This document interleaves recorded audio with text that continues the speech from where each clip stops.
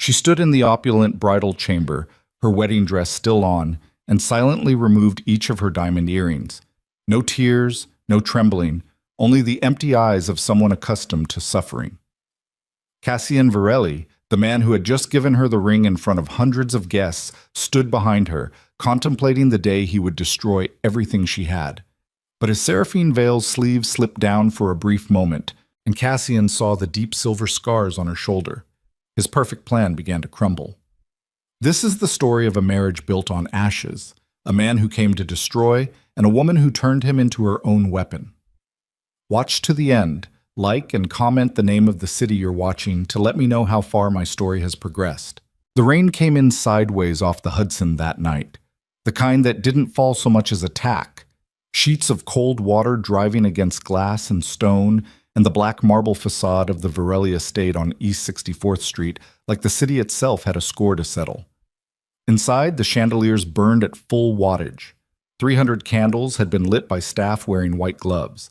The flowers alone had cost $40,000, flown in from somewhere that wasn't New York and wasn't winter.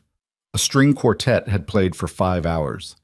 The caterers were still clearing crystal glasses from surfaces no one had actually sat at for more than 10 minutes. The wedding of Cassian Varelli and Seraphine Vale had been called the event of the decade by 2 separate columnists who hadn't been invited but wrote about it anyway, sourcing everything from photographs taken through telephoto lenses across the street.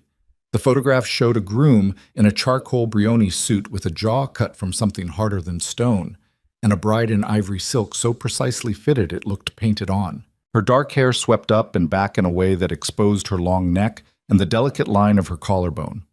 She looked, one columnist wrote, like something that belonged behind museum glass. She looked, Cassian thought now, like someone who had been told to stand a certain way for so long that her spine had simply accepted it as normal. He stood near the window on the far side of the bedroom suite, jacket off, the top button of his shirt undone, watching her at the vanity mirror. She didn't look at him in the reflection. She removed the diamond earrings, Cartier, borrowed from the Vale family vault, not actually hers in any real sense, and set them in their velvet box with the kind of careful precision that spoke of someone who knew they'd be inventoried the next morning. Then she reached for the pins in her hair, working each one loose with quiet efficiency, and the dark waves came down around her shoulders, and she still didn't look at him. 300 guests, a 10-course dinner, a ceremony witnessed by federal judges, 2 sitting senators, and a man Cassian had every intention of watching die within the next calendar year. And now this. Silence and a woman taking off borrowed jewelry. "You can drop the act," Cassian said. She didn't flinch. That was the first thing he noticed, that she absorbed the words without any visible reaction, the way you absorb the cold when you've been standing in it long enough that your nerve endings have renegotiated their relationship with sensation.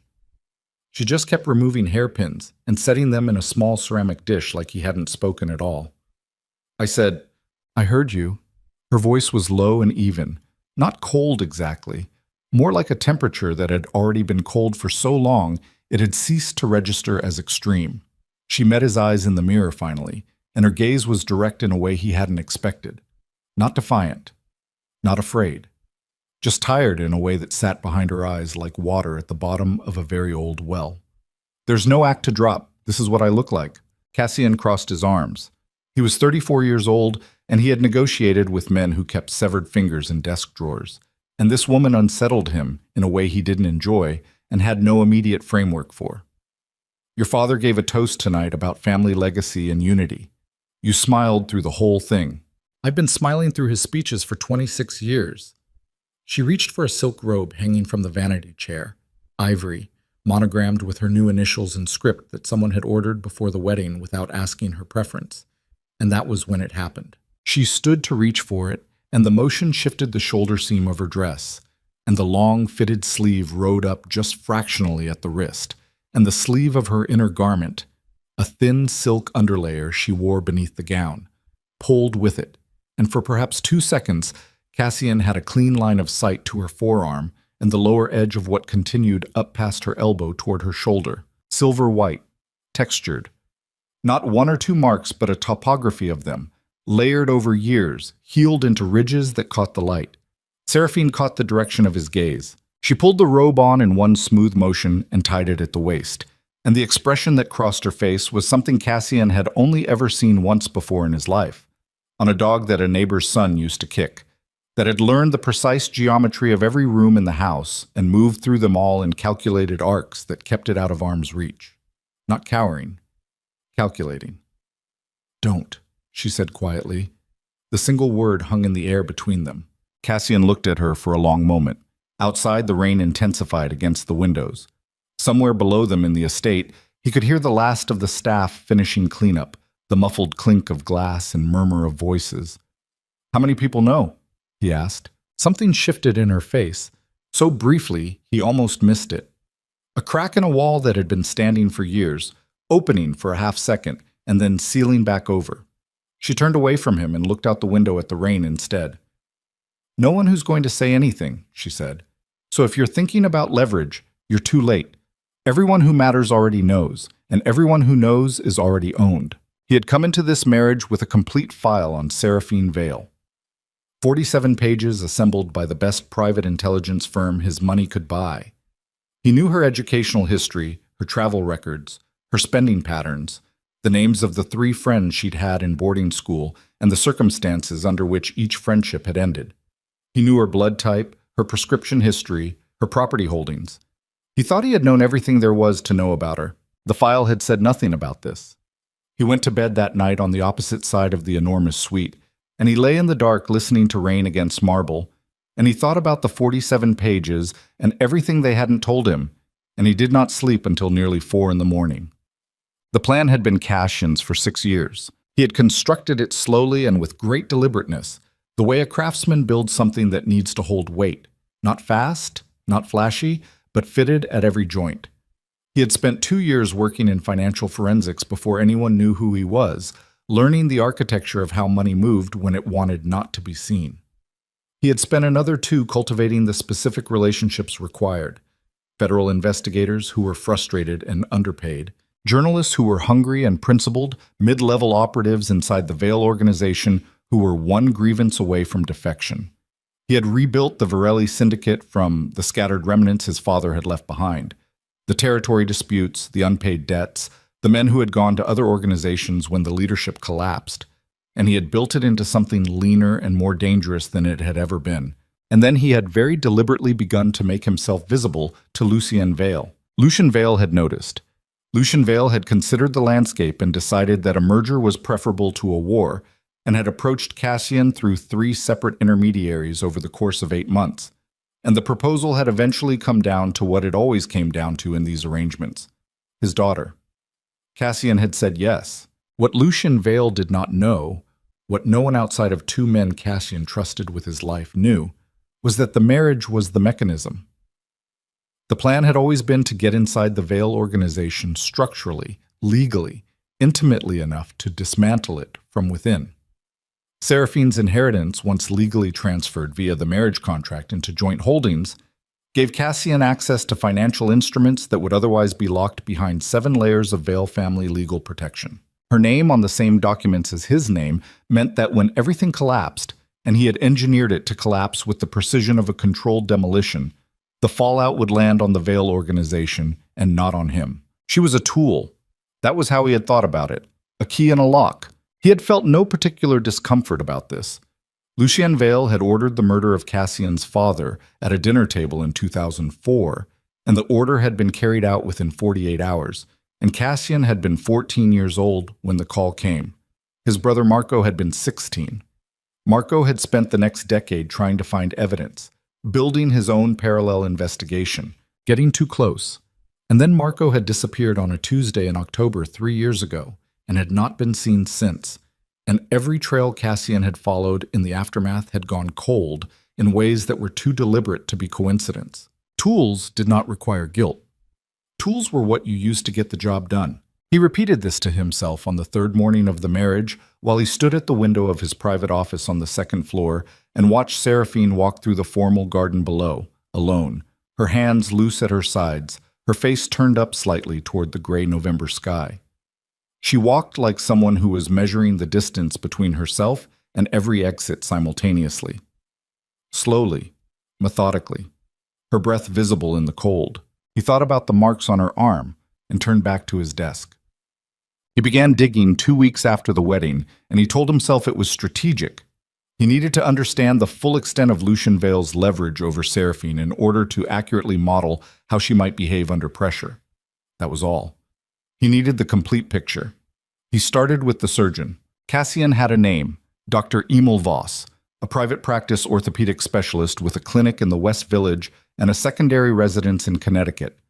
He found the name in Seraphine's prescription records, which had taken his people 40 hours and $4,000 to access through back channels. Voss had treated Seraphine 7 times over a 14-year period, always in cash, always with no insurance filed, always for injuries categorized vaguely as domestic accident. The first treatment had been when Seraphine was 12 years old. Cassian drove to Connecticut on a gray Tuesday morning and sat in a car parked outside Voss's secondary residence for 3 hours before the man appeared. Then he got out of the car and walked to the front door and knocked. And when Voss opened the door, Cassian put his hand flat against it before it could close. Voss was 61, soft around the middle, with the eyes of a man who had been carrying something he wasn't sure he could keep carrying. He recognized Cassian's name. He stepped back from the door. The conversation lasted 90 minutes and took place in Voss's kitchen, at a table cluttered with mail and the remnants of a breakfast nobody had cleared. Voss talked with his hands wrapped around a mug of coffee that had gone cold in the first 20 minutes. He didn't need a great deal of pressure. He had been waiting, Cassian suspected, for a very long time for someone to ask. The first injury, when Seraphine was 12, 2 broken ribs and a fractured clavicle, presented as a fall down a staircase. Voss had treated it. He told himself what doctors in those situations tell themselves. The second and third and fourth, escalating. Always the same cash arrangement, always the same story. Voss had started keeping his own records because he said this looking at the cold coffee, not at Cassian, because he thought someday it might matter. The records were in a manila envelope in a filing cabinet in the next room, which he retrieved and handed across the table without being asked. Cassian drove back to the city with the envelope on the passenger seat and his hands precise and controlled on the wheel and a kind of cold that lived somewhere behind his sternum that had nothing to do with the November temperature. He kept digging. He pulled the household staff records from the Vale estate going back 15 years. It took 6 days and 3 separate angles of approach, because Lucian Vale maintained his household staff under a labyrinthine arrangement of employment contracts through shell LLCs that made a simple records request impossible. He got there through a former housekeeper named Dolores Marsh, who had left the Vale employ in 2018 and was located, after some effort, in a 3rd-floor walk-up in Astoria with 2 cats and a deep-seated, furious willingness to talk. Cassian sat across from Dolores Marsh in her kitchen while the cats walked across surfaces they weren't supposed to be on. And Dolores talked for 2.5 hours with the kind of precision that came from having rehearsed the story in her head many times without anyone to tell it to. She had kept notes. She had dates. She had the names of other staff members who had witnessed things and been paid to forget them or simply fled without being paid at all. The picture that assembled itself from Dolores's account was of a household organized primarily around containment. Seraphine's movements tracked and reported to Lucien through a rotating series of staff members who functioned less as domestic employees and more as surveillance operatives. Her phone calls logged. Her correspondence, physical and electronic, reviewed. Her social engagements managed through a social secretary who reported directly to Lucien's chief of staff rather than to Seraphine herself. Did she know? Cassian asked. Dolores looked at him like he'd asked if rain was wet. She grew up in it. You don't know what you don't know when you don't know anything else. Was there ever a time when Once, Dolores said. When she was 19, she tried to leave. She made it to JFK. She had a bag packed. She had a ticket to somewhere. I don't know where. Her father had men at every terminal. They brought her back in a car. She was in her room for 3 weeks after that, and nobody was allowed in, not even the cleaning staff, food left outside the door. She paused. She never tried again. Not that I saw. Cassian asked about the mother. Dolores was quiet for a moment. One of the cats jumped into her lap, and she stroked it mechanically. I wasn't there when it happened. I came to work for the family 4 years after, but some of the older staff, the ones who'd been there longer, they talked sometimes when they'd had enough to drink and they forgot you were listening. She looked at her hands. The official story is that Helena Vale died in a car accident in 1998. That's what the obituary said. That's what Lucian told everyone. She paused again. What the old staff said was different. Cassian waited. They said Helena found something she wasn't supposed to find, about where the money came from. And they said she told someone about it, tried to go to someone official. And they said that 3 days later there was a car accident on a mountain road in upstate New York, and Helena was in the car alone and the car went off the road, and that was that. Dolores's hands stilled. They said Seraphine was in the house when the call came, 8 years old. They said her father took the call in his study and came out and poured himself a drink and didn't cry. He told himself on the drive back to Manhattan that none of this changed anything, that what had been done to Seraphine Vale was the instrument of another man's cruelty and was therefore separate from Cassian's calculation, that her suffering did not constitute a claim on his conscience, that the plan was the plan, and the plan was for a reason, and the reason was real, and had cost him everything that had ever mattered to him. He told himself this 3 times. He didn't quite believe it by the 3rd time. When he arrived at the estate, he found Seraphine in the kitchen, not the formal dining room, not the sitting room, but the actual kitchen. The staff one, at the long prep counter, making tea with the systematic focus of someone for whom the ritual of simple physical tasks was a necessary neurological reset. She was wearing a gray cashmere pullover with sleeves pushed to the elbow, her arms bare, visible, the marks visible, with the kind of deliberateness that struck him as either profound self-acceptance or a test of some kind. Maybe both. She looked up when he came in. There's water in the kettle if you want it. He poured himself a cup and stood on the other side of the counter, and they were quiet for a moment with steam rising between them. I need to ask you something, he said. You've been asking things for 2 weeks, she said. You think I can't tell when I'm being investigated?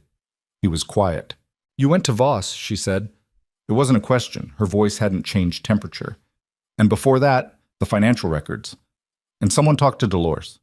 She wrapped both hands around her mug and looked at him with those exhausted, direct eyes. So you know. Some of it. Most of it, she corrected. Whatever you found, it's most of it. There isn't much that was ever hidden very well. My father never felt the need to be particularly careful. He knew no one was going to say anything that could touch him. She was quiet for a moment. What do you want to know that you don't already know? Cassian looked at her. He thought about the envelope in his safe upstairs. He thought about a 12-year-old girl and a surgeon who kept records in a filing cabinet. He thought about a woman on a mountain road and an 8-year-old in a house waiting for news. Your mother, he said. Seraphine's hands tightened around the mug, just slightly, a single breath held and released. What about her? You were there when he got the call. She was very still for a long moment. Outside the kitchen window, the garden was dark, the last of the November light gone, and the window was dark glass reflecting the lit kitchen back at them. 2 people standing at a counter with steam rising from their cups, like something out of a painting nobody would want to hang anywhere. I was in the hallway, she said finally.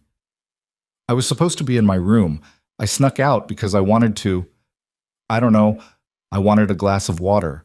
I wanted to see if my mother had come back yet. She'd been gone since the morning, and I didn't know why. She stopped. The stillness in her was the kind that came from having told this story to herself so many times that the telling of it had become its own kind of weight. He came out of the study and saw me in the hallway. He didn't say anything at first. He just looked at me. And then he said, Your mother won't be coming home. Go back to your room. She looked down at the mug. I asked him what happened. He said accidents happen to people who don't know how to stay in their lane. Cassian said nothing. There was nothing to say that wouldn't be inadequate. I was 8, Seraphine said. I didn't understand what he meant. I learned later. She looked up at him then, really looked at him, with an openness that sat alongside the exhaustion rather than behind it. And he understood that she was showing him something she did not show people, not because she trusted him exactly, but because she was done carrying it alone in this particular room on this particular night. He kept me because I knew, not because he loved me. Because I was a liability he could control more easily than he could eliminate, and because he needed someone to inherit so the money could keep moving. A pause. And because I think part of him enjoyed it. The tea had gone lukewarm. Neither of them moved to do anything about it. Cassian, she said. And the use of his name, the first time she'd said it without the formal register she usually wrapped around it, landed somewhere in his chest with a weight he wasn't prepared for. Why are you really asking? You didn't marry me to help me. I know what you married me for. I read enough of your financial strategy before the wedding to understand the basic structure. She watched him. So why are you digging? He could have lied. He had prepared long ago for every version of this conversation that ended with a lie. He had prepared the lies carefully, aged them, made sure they had the structural integrity to hold under examination. He looked at the marks on her forearms. He thought about Voss's kitchen. He thought about Dolores's hands going still. I'm not sure anymore, he said. And for the first time in 6 years, that was the truth. But he couldn't sleep again that night. He lay in the dark of the suite's second bedroom. They had arrived at a wordless arrangement in which the vast space was divided between them by nothing more than habit and mutual understanding. And he stared at the ceiling and ran the plan through his head the way he always did when he couldn't sleep, checking every joint, every load-bearing element. The plan still worked. Mechanically, structurally, it still worked. The financial documents were in motion. The federal contacts were in place. The timeline was intact. Nothing had changed. He thought about Seraphine saying, "You married me for the money." He thought about the accuracy of that and the incompleteness of it simultaneously. And he thought about the fact that she had said it without bitterness, which somehow made it worse than bitterness would have. Bitterness was an emotion. What she had said it with was simple factual accounting, the tone of someone who has long since done the math on their own situation and arrived at a number they can live with. He was still thinking about this when his phone buzzed on the nightstand. A text from a number saved only as a string of digits, no name. The message was 4 words. Package arrived. Call when ready. He stared at the ceiling for another 30 seconds. Then he got up, moved to the window, and called the number. The voice on the other end was Tomas Weil, 62, former Interpol, currently in Cassian's employ as a shadow investigator for projects that couldn't be filed. "We found something," Tomas said, without preamble. "In the Vale offshore architecture. It took us 3 weeks, and it's not everything, but it's enough to start seeing the shape of it." "Tell me." "The trafficking routes. We knew about 2. There are 7. And Cassian," a pause that Tomas, who was not given to dramatic pauses, had clearly decided was warranted. "One of them intersects with a property transaction from 2021 in the Catskills. A warehouse purchase. We ran the purchase records backward." Cassian's hand tightened around the phone. "The warehouse," Tomas said, "was used for holding, short-term. We found intake records in the property management files, disguised as shipping manifests, but the dates and quantities don't match anything legitimate. And one of the names in the records..." Another pause. "I had to look at it 3 times, Cassian." Outside the window, the city was doing what the city did at 3 in the morning, glittering with indifferent energy, cabs moving in yellow streaks, a siren somewhere distant, the Hudson dark and enormous, just visible between buildings. "Just say it," Cassian said. "Marco Varelli," Tomas said. "Intake record dated October 14th, 2021, which is 4 days after he disappeared." The room went very still. Cassian stood at the window for a long time after the call ended, his phone in his hand, the city outside unchanged and indifferent, and something reorganized itself in the deep architecture of him. Not the plan, not the mechanics of what came next, but something older and less rational and considerably more dangerous. His brother was alive, or had been, 4 days after disappearing, in a warehouse owned by Lucian Vale, which meant that everything Cassian had built toward, the patience, the years, the marriage, the financial architecture, all of it, had just become something different. Not a controlled demolition anymore. Something with fire in it. He was still standing there when the door between their rooms opened, and Seraphine appeared in the doorway in the gray cashmere again, her hair loose, clearly also unable to sleep, clearly having heard the low murmur of his voice on the phone. She read his face in the dark the way someone reads weather, quickly, practically, with no illusions about what the signs meant. "What happened?" she asked. He turned from the window and looked at her. This woman he had married as a key in a lock. This woman with her surgeon's records and her dead mother and her 8-year-old self in a hallway learning what accidents happen meant. and he made a decision that wasn't in any version of the plan. "I need you to tell me everything you know about your father's warehouse properties," he said. "All of them. Upstate, out of state, foreign jurisdiction, everything." She was quiet for a moment, reading his face. "Why?" "Because I think my brother is still alive," he said. "And I think your father knows exactly where he is." The silence between them shifted. Something in Seraphine's face changed. Not softening exactly, more like a realignment, a compass needle finding north. She crossed her arms and the marks on her forearms caught the ambient light from the window. And she looked at him with those exhausted, direct eyes, and for the first time since the wedding night, she looked like someone who had decided something. "Sit down," she said. "This is going to take a while." She made him wait while she got dressed, not because she needed to. The cashmere pullover and the loose pants she'd slept in were perfectly adequate for a conversation, but because the act of making him wait was one of the only forms of control she still possessed in her own home, and she was not yet ready to give that up. She went back through the connecting door and he heard the quiet sounds of drawers opening and closing. And then she came back in dark jeans and a black long-sleeve shirt, her hair pulled back from her face, and she had a small leather notebook in her hand that looked old and worn along the spine from years of handling. Cassian hadn't moved from the window. She sat in the chair opposite the cold fireplace and crossed one leg over the other and opened the notebook to somewhere near the middle with the ease of someone who knew exactly which page she wanted. "Before I tell you anything," she said, "I want something." "What?" "When this is over, whatever over looks like, I want documentation. Whatever you've accumulated on my father. Financial records, testimony, correspondence, all of it." She looked up from the notebook. "I want it handed to the right federal investigators, not buried as leverage, not bargained with, actually handed over in usable form with real names attached." Cassian studied her. "You've been planning this. I've been surviving this," she said. "There's a difference. Planning implies you believed you'd have an opportunity. Surviving means you kept the information anyway because it was all you had." She held up the notebook briefly. 3 years of property transactions, staff movements, and account transfers I memorized or copied by hand because everything digital in the Vale household was monitored." She set it on her knee. "I didn't know who I'd give this to eventually. I just knew I'd need it to matter to someone." He looked at the notebook, then at her. "Deal." "Don't say it like that. Say it like you mean it." "I mean it." She held his gaze for 3 more seconds, checking the tension in it for something she could use as a read on his sincerity, and then she looked down at the notebook and started talking. She talked for 2 hours. The notebook was a compressed record of years of quiet, furious intelligence work conducted under constant surveillance by someone who had learned to be invisible inside her own captivity.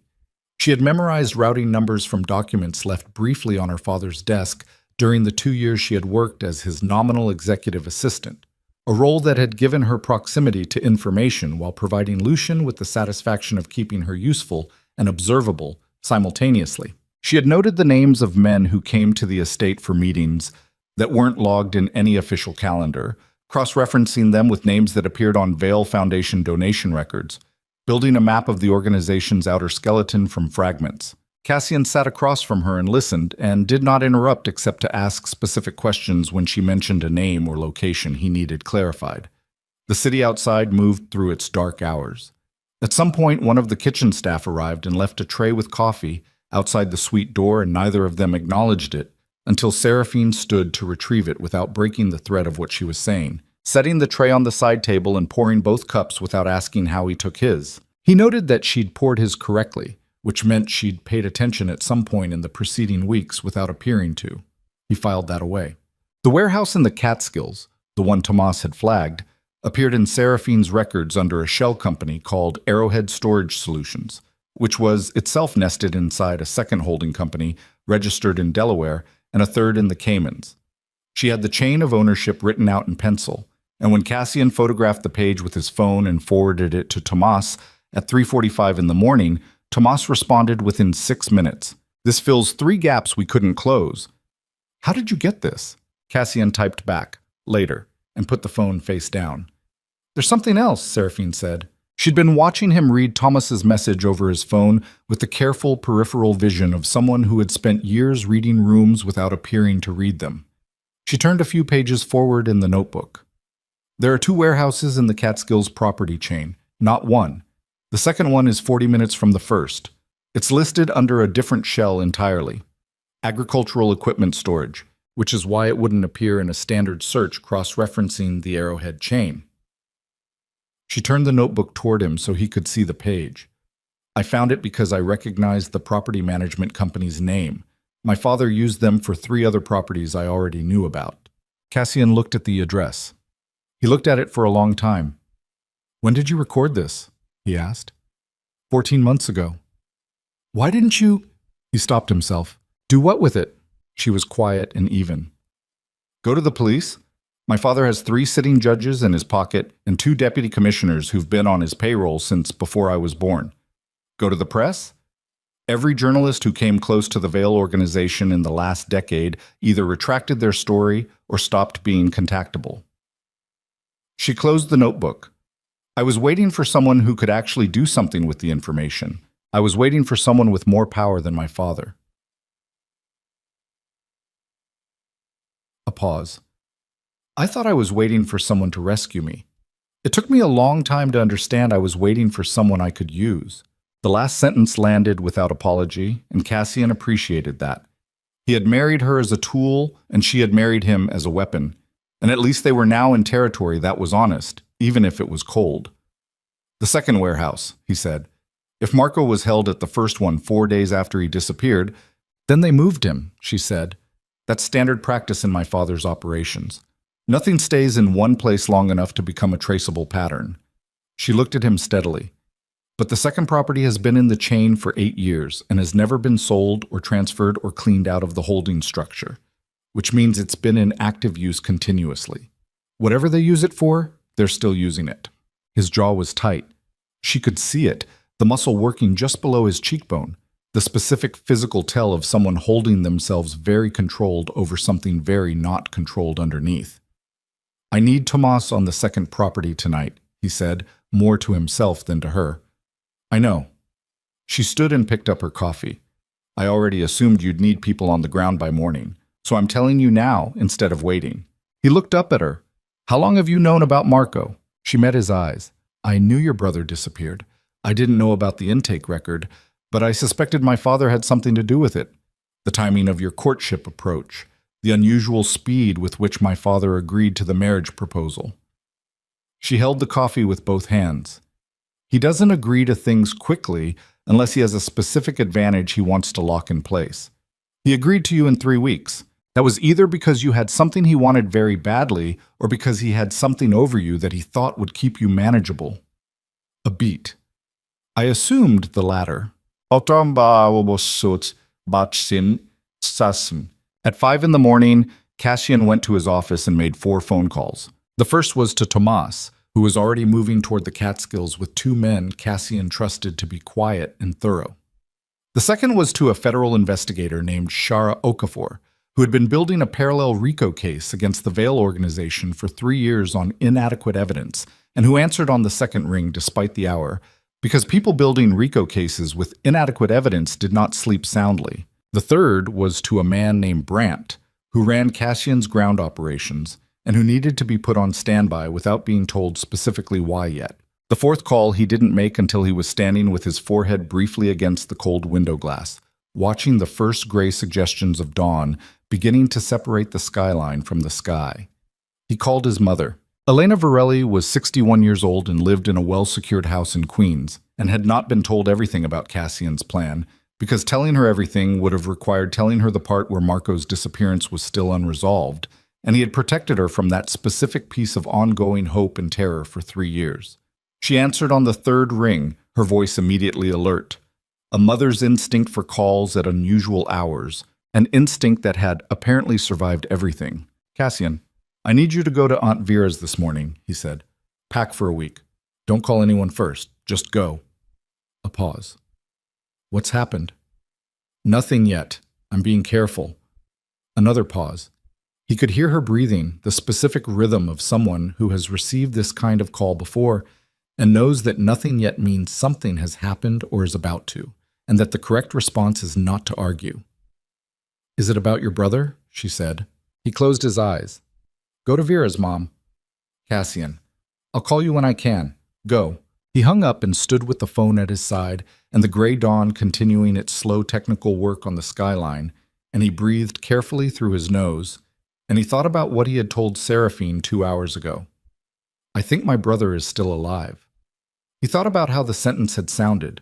Provisional, careful, the syntax of someone trying not to want something too badly in case the wanting made the wanting wrong. Marco was 3 years older than him. Marco had taught him to drive in an empty parking lot in Flushing when Cassian was 15.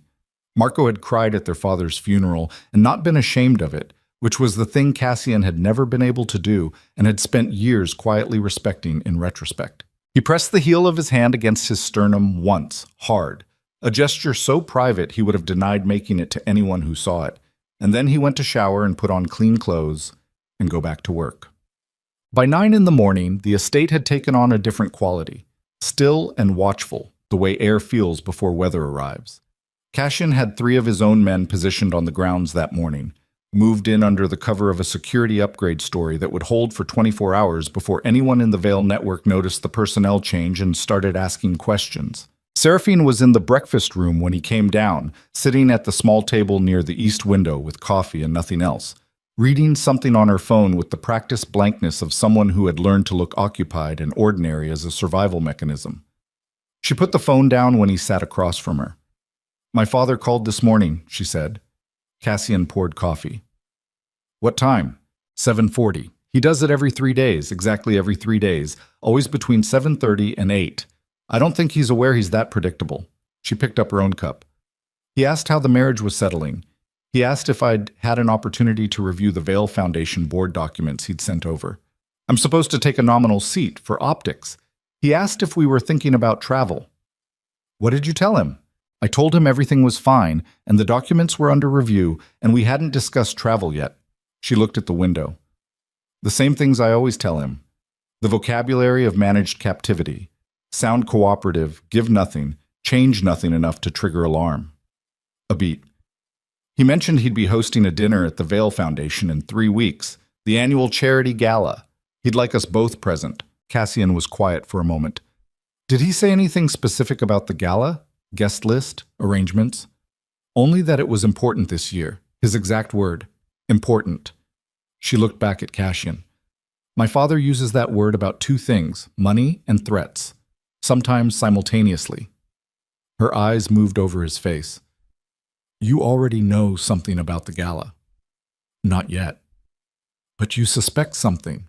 "I suspect your father doesn't do anything without 3 purposes running simultaneously, and that an event with a guest list of politicians and crime figures and federal officials at the same time he's under increasing investigative pressure is not a coincidence of calendar." Seraphine set down her coffee very carefully. "He's making a move. I think he's been making it for longer than we realized." She was quiet, and the specific quality of her quiet shifted. The same realignment he'd seen the night before. The compass needle, but sharper now, more urgent. "Then we don't have 3 weeks, she said. "No," he agreed.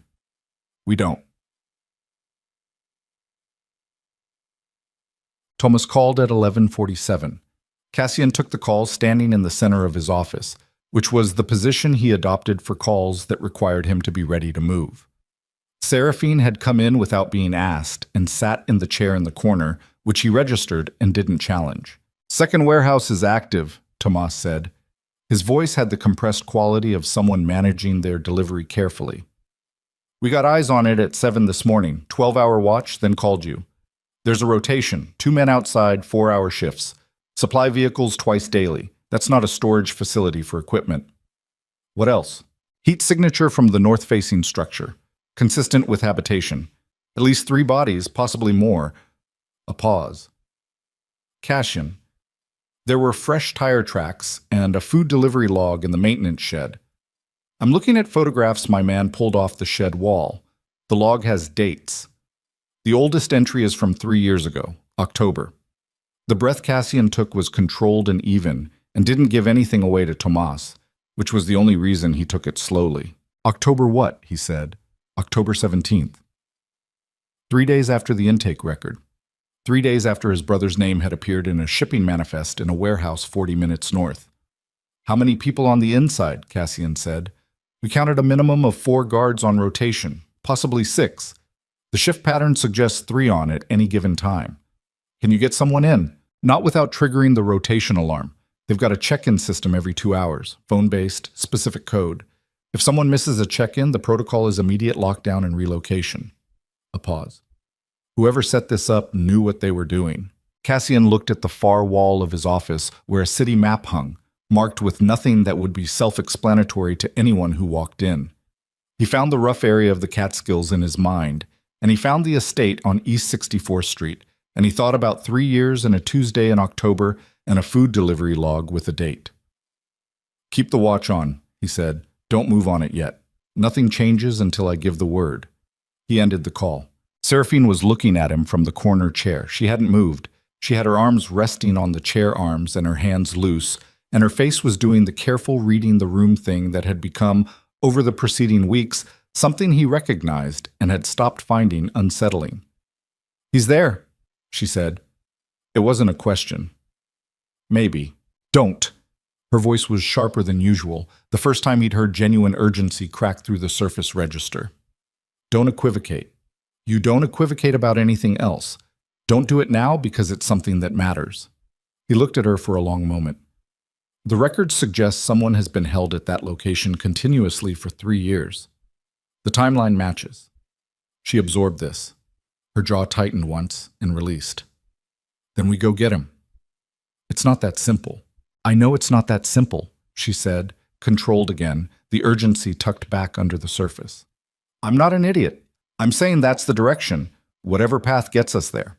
If we move on that warehouse without the full legal scaffolding in place, your father's lawyers kill the chain of evidence. Marco's testimony, if he can testify, gets challenged on procedural grounds, and Lucien walks. He held her gaze. I've been building this for 6 years. 3 more weeks might be what the difference is between a conviction and a mistrial.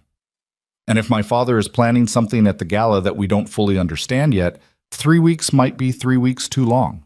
They looked at each other across the office.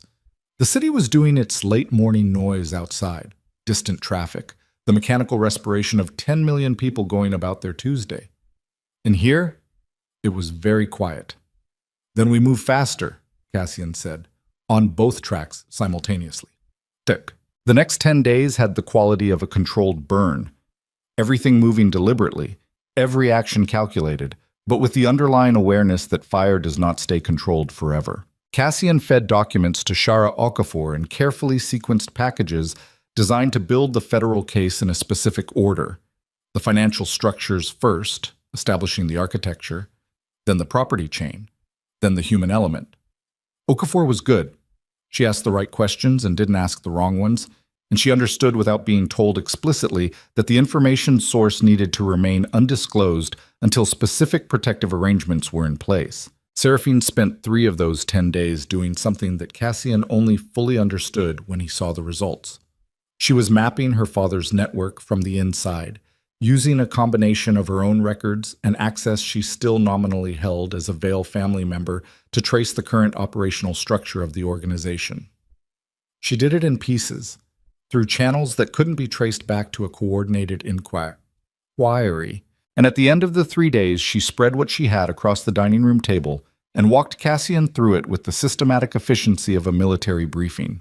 He watched her do it and thought about the 47 pages his intelligence firm had given him and how inadequate they now seemed.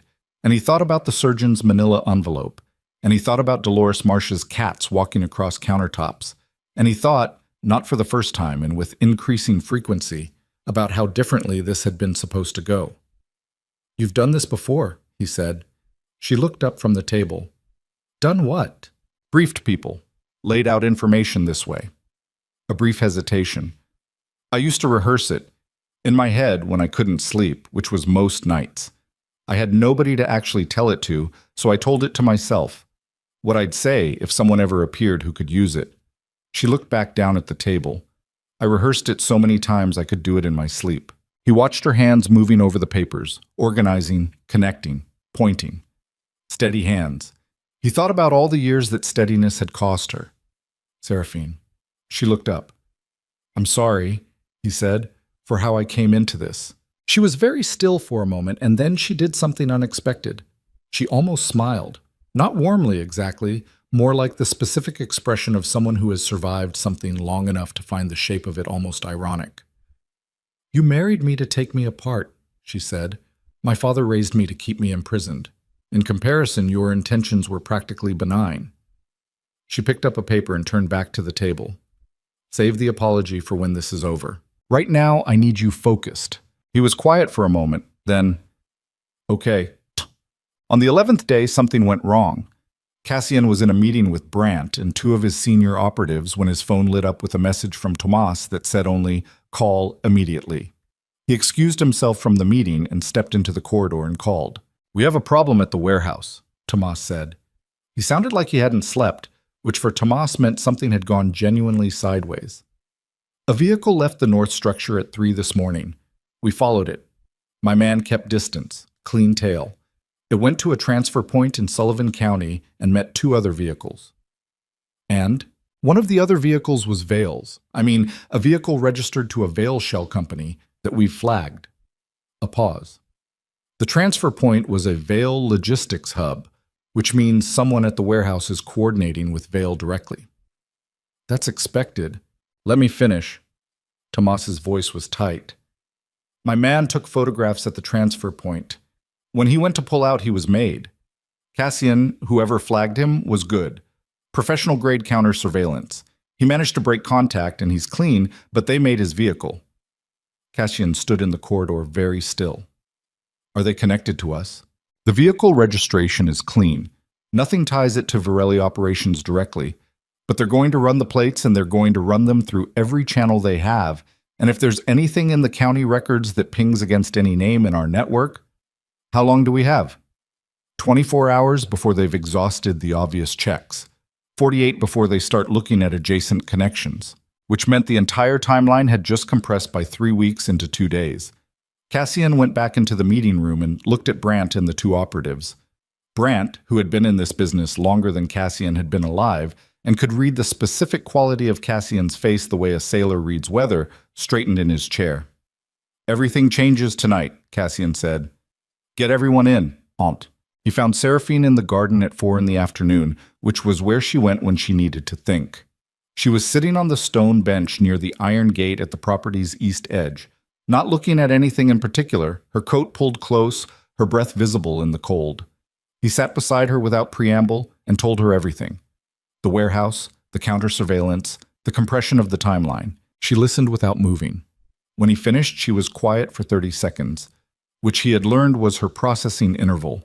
Not hesitation, not alarm, just the 30 seconds she needed to rebuild her map of the situation and start finding the exits. My father is going to know someone is watching the warehouse within 48 hours, she said. Yes. And when he knows, he'll move whatever's inside. Yes. Which means Marco, if he's there, gets relocated, or worse. He said nothing. She turned to look at him, and the expression on her face was something he hadn't seen before, not the exhaustion, not the careful steadiness, not the controlled burn intelligence. Something older and harder and more cornered. So we're not waiting for the gala, she said. No. And we're not waiting for the federal case to fully build. We can't. We move now with what we have, and we hope it's enough. She looked at him for a long moment in the cold November air. Then she looked back at the garden, at the bare-limbed trees and the dead grass and the iron gate at the property's edge. The gate that she moved within and around and had always been inside of, in some form or another. There's something I haven't told you, she said. His focus sharpened. What? The gala. She paused, and the pause had weight in it. My father called again this morning. He doesn't call off schedule unless something's changed in his plans. He said the gala had been moved up. It's in 9 days, not 3 weeks. And he said... She stopped. Her jaw worked once. He said he wanted to make sure I was there, that he'd arranged for me to give a speech, welcoming remarks, family legacy, the standard performance. She turned back to look at Cassian. He's never asked me to speak at anything in my life. I'm kept off podiums, off stages, out of photographs unless they're controlled. He doesn't like me visible. Her eyes were steady and very dark, which means he needs me there for something specific, something that isn't about welcoming remarks. The cold settled between them. He's using you as the frame, Cassian said slowly. If something happens at the gala, something violent, something catastrophic, and I'm standing on a stage representing the Veil Foundation, and you're in the room as my husband. She let the sentence sit unfinished. Cassian finished it. Then we're both in the blast radius when the frame comes down. She looked at him and he looked at her, and the November garden was very still around them, bare and cold and entirely real. He's not trying to save the organization, Seraphine said, and her voice was flat with the weight of it. He's burning it, controlled demolition. He takes the insurance, he frames the Virelli name, and he disappears with enough offshore capital to, and I'm the evidence that makes it clean. Something moved across her face, not quite grief, more like the final closing of a door she'd been keeping barely open for 26 years. He never kept me because I was useful. He kept me because I was the cleanest evidence he'd ever have. The gate at the property's edge was made of iron, black and old, and beyond it the street was visible. And beyond the street the city continued its indifferent, enormous life. Cassian reached out and took her hand, not gently, not romantically, but with the grip of someone who has just calculated the exact weight of what comes next and decided to carry it anyway. She looked down at their joined hands, then up at him. We go now, he said. Tonight. We pull Marco out, we hand everything to Okafor in one package, and we go to the gala ready to end this on our terms, not his. Her hand tightened around his once. Then she stood. Then we have a lot of work to do before dark, she said, and walked back toward the house.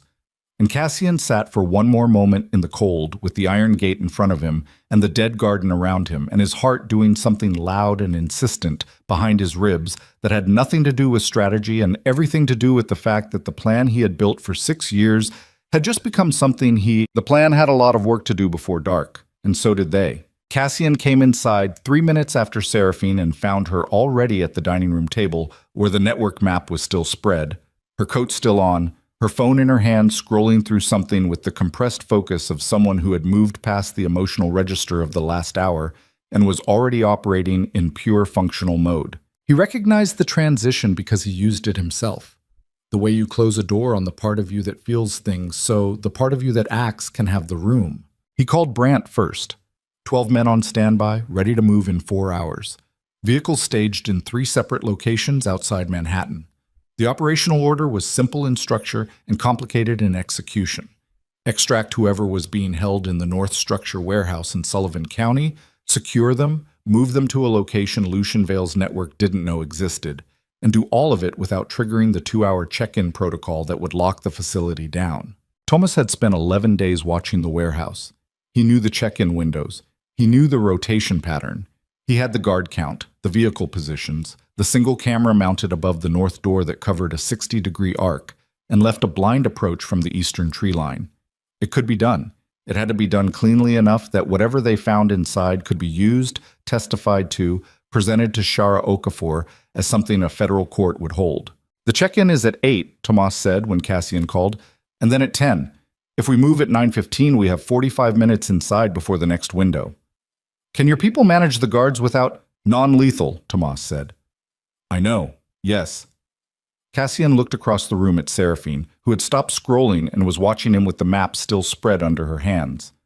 I'm coming up, he said. A pause from Tomas. Cassian, don't. You're too close to this. I know. He held Seraphine's eyes across the room. I'm still coming. Dintek. They left the estate at 6:45 in 2 vehicles. Cassian and Tomas in the lead car, Brandt and 4 men in the second, 3 more men already positioned near the warehouse since morning. Seraphine had argued to come for 4 minutes in the kitchen while Cassian was putting on his coat, and the argument had the particular texture of someone who knew they were going to lose it, but needed to make it anyway. You know the property structure better than anyone, she'd said. You've already written it down. I have it. And if something goes wrong inside and you need someone who can navigate the shell company documentation in real time, Seraphine. He'd looked at her directly, his coat half on. If your father gets word that you've left this estate tonight and driven toward one of his operational properties, it collapses everything before we're inside the building. You're the one variable he's watching. She'd gone quiet. Her jaw had set in the way he'd come to recognize as the physical expression of reasoning she disagreed with but couldn't refute. I'll be back by 2, he said. Don't make promises about timelines. Then I'll be back. She'd handed him a folded paper from the notebook, the property chain written out in her precise penciled hand, the shell company names cross-referenced in the margin. He'd put it in his inside jacket pocket without looking at it again, because he'd already memorized it from her briefing, and the act of taking it was for her more than for him. The drive north took 90 minutes, and Cassian spent most of it looking out the window at the dark highway and the dark trees and the dark sky pressing down over everything. And he did not think about what he might find in the warehouse because thinking about it would make him imprecise, and he needed to be precise. Tomas, who had known Cassian for 11 years and understood the specific landscape of his silences, drove without speaking. They staged in the tree line at 8:57, 12 degrees and dropping. The ground was frozen solid, which was useful, no sound from footfall, and the tree line gave full concealment to within 30 meters of the building's east face. The warehouse was a converted agricultural structure, longer than wide, with a metal roof and cinder block walls that had been reinforced at some point in the last decade with secondary sheeting that had no agricultural purpose whatsoever. 2 lights on the exterior, sodium yellow, covering the south face and the main access road. The north face, the face Tomas's camera work had mapped, was dark except for the single mounted unit above the door. 3 guards visible. 2 outside on rotation, 1 positioned at the door, all armed. Cassian crouched in the tree line with Tomas on his left and Brandt on his right and watched the rotation pattern confirm itself. The 2 outside men moving in a circuit that took 11 minutes per loop, which Tomas had told him would be 11 minutes and was exactly that. And he breathed the cold air slowly and kept his hands loose. At 9:14, the extraction team moved. It was fast and quiet and professional in the way that things which have been planned in granular detail and executed by people who do this work can be fast and quiet and professional. The 2 exterior guards were taken between rotation points. The door guard went last, and the whole sequence from first contact to the north door standing open took 6 minutes and 40 seconds, which was within the operational window. Cassian went through the door second, behind Tomas. The interior of the warehouse was divided by a secondary wall of cinder block and corrugated sheeting. The outer section arranged with the plausible agricultural equipment that would satisfy a cursory physical inspection. The inner section accessed through a steel door that was keypad locked and took Tomas's man 2 minutes to defeat electronically. The inner section smelled of chemical disinfectant and stale air, and something underneath both of those that Cassian's body identified before his mind did and caused his shoulders to pull tight against a reaction he refused to have in front of his men. 3 rooms. 1 storage, 1 operational, a monitoring station with screens and communications equipment, currently unmanned, and 1 at the end of a short corridor with another steel door, this one locked with a physical deadbolt and a keypad simultaneously. Tomas defeated the keypad. 1 of Brandt's men handled the deadbolt. Cassian pushed the door open. Well, there was a man in this room. He was seated on a metal-framed cot against the far wall, and the first thing Cassian registered was that the posture was upright. Not the collapsed posture of someone broken, but the careful, deliberate uprightness of someone who had decided a long time ago that sitting upright was a thing they could control when other things could not be controlled, and had held on to it accordingly.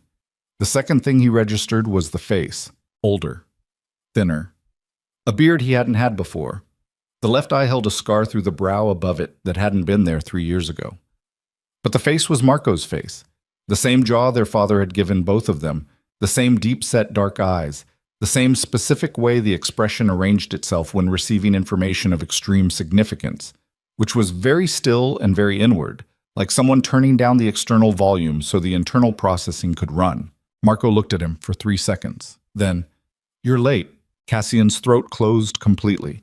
He stood in the doorway of the room, and his throat closed, and his eyes did something he did not permit them to do in operational contexts. And he stood there for what was probably 4 seconds but felt structural, like something load-bearing shifting. And then he crossed the room in 5 steps and put both arms around his brother, who was thinner than he'd ever been, and whose ribs Cassian could feel through the jacket they'd dressed him in. And Marco's arms came up and gripped him back with a force that communicated 3 years of everything that couldn't be said in the first 30 seconds. "I know," Cassian said into his brother's shoulder. His voice was not entirely steady. "I know you know," Marco said. His voice wasn't either. They stayed like that for a moment that Tomas and Brandt and the other men in the corridor gave them by finding things to look at that weren't the doorway. Then Marco pulled back and looked at his brother's face with the specific evaluative expression of someone taking inventory after a long absence, checking for damage, for change, for the accumulated evidence of years. "You got thinner," Marco said. "You got a beard. 3 years with no razor. You adapt." He looked past Cassian at the doorway, at the shapes of Tomas and Brandt in the corridor. "How many people?" "Enough." "Lucien's check-in protocol. We're inside the window. We need to move in the next 30 minutes. Marco nodded once, the nod of someone receiving operational information and integrating it cleanly, no argument, no lag, and stood from the cot. His legs held. He'd been keeping himself in whatever physical condition the space allowed. Cassian could see that from the way he moved. He reached under the cot mattress and produced a small object, a thumb drive, black, standard issue, and held it up between 2 fingers. Cassian stared at it. 3 years, Marco said. I had time. Dead. They were back in the vehicles and moving south by 10:03, inside the check-in window by 4 minutes, and Tomas received the automated all-clear signal from the warehouse's security system at 10:11, which meant the guards they'd sedated had been found and replaced. No, that meant the guards hadn't been found yet. The check-in had been triggered by the monitoring station's automated system, which ran on a separate circuit. They had bought themselves perhaps 6 hours before anyone at the warehouse realized the situation, and Cassian fully intended to have Marco in a secure location and the thumb drive in Shara Okafor's hands before those 6 hours elapsed. Marco sat in the back seat between Cassian and Brandt and said very little on the drive south, which was what Marco always did when he was processing. Went quiet and inward while his face did the slow work of reorienting to a changed world. Cassian sat beside him and didn't push, and at some point around the 40-minute mark, Marco reached over and put his hand briefly on the back of Cassian's neck, the way their father used to do when they were children. A gesture of uncomplicated love that had no modern adult vocabulary, and then removed it and looked back out the window. "Tell me about the woman you married," Marco said. Cassian was quiet for a moment. "Seraphine. Lucien's daughter." Not a question. "Yes." "How much does she know?" "More than I did." Marco was quiet, processing. "Is she, she's with us." Another processing beat. "You're sure?" Cassian thought about the notebook, the 2 hours in the dark, the hand she'd taken on the garden bench. "Yes," he said. "I'm sure." Marco didn't respond to this, but the quality of his silence shifted in a way that indicated he'd filed and accepted the information. He looked out at the dark highway and the dark trees, and Cassian watched his brother's profile. Gaunt and scarred, and older than it should be, and entirely intact in the ways that mattered, and felt something loosen in his chest that had been locked there for 3 years. Then Marco said, "There's something I need to tell you before we get to wherever we're going, before you talk to the federal contact." The quality in his voice made Cassian go still. Not the words, the pressure underneath them. The tone of someone who has been holding something for a long time and is now deciding the moment to set it down has come and is not entirely certain of the landing. "Tell me," Cassian said. Marco looked at his hands in his lap, then up at the back of Tomas's headrest in the front seat, then at Cassian. "The reason I got close enough to Lucien's operation that he had me taken," he said. "The reason I was able to get this close," he touched his jacket pocket where the thumb drive was. "It wasn't just investigative work. It wasn't just surveillance and document collection." He paused. "I had someone inside the Veil organization giving me access." Cassian waited. Someone who had been inside it for a long time. Someone Lucien trusted. Marco's voice was very even and very controlled in the way of something held under significant pressure. Someone who came to me 18 months before I disappeared and said they wanted out, and said they'd been watching the Virelli family from inside the Veil network and had decided we were the right people to give the information to. The highway moved under them. Cassian's pulse was steady, and his face was neutral, and everything else in him was beginning to calculate. "Who?" he said. Marco looked at him. "This is the part you're not going to like." "Who, Marco?" Her name was Renata Solis. She was Lucian Vale's chief financial architect, the person who actually built the offshore structure, the shell company chains, the trafficking route's financial backbone. She built all of it. She was inside it for 11 years. Cassian turned this name over in his mind. He didn't recognize it from any of his files. "And she came to you. She came to me with financial documents, routing maps, the full offshore architecture, everything I needed to build an airtight federal case." Marco paused. "And I trusted her. Because the information was real. I verified everything she gave me independently, every single piece, and it all checked out. The documents were genuine. The routes were accurate. She gave me access to the second level of the shell company structure that nobody had ever been able to crack from the outside. And I used it, and it was real."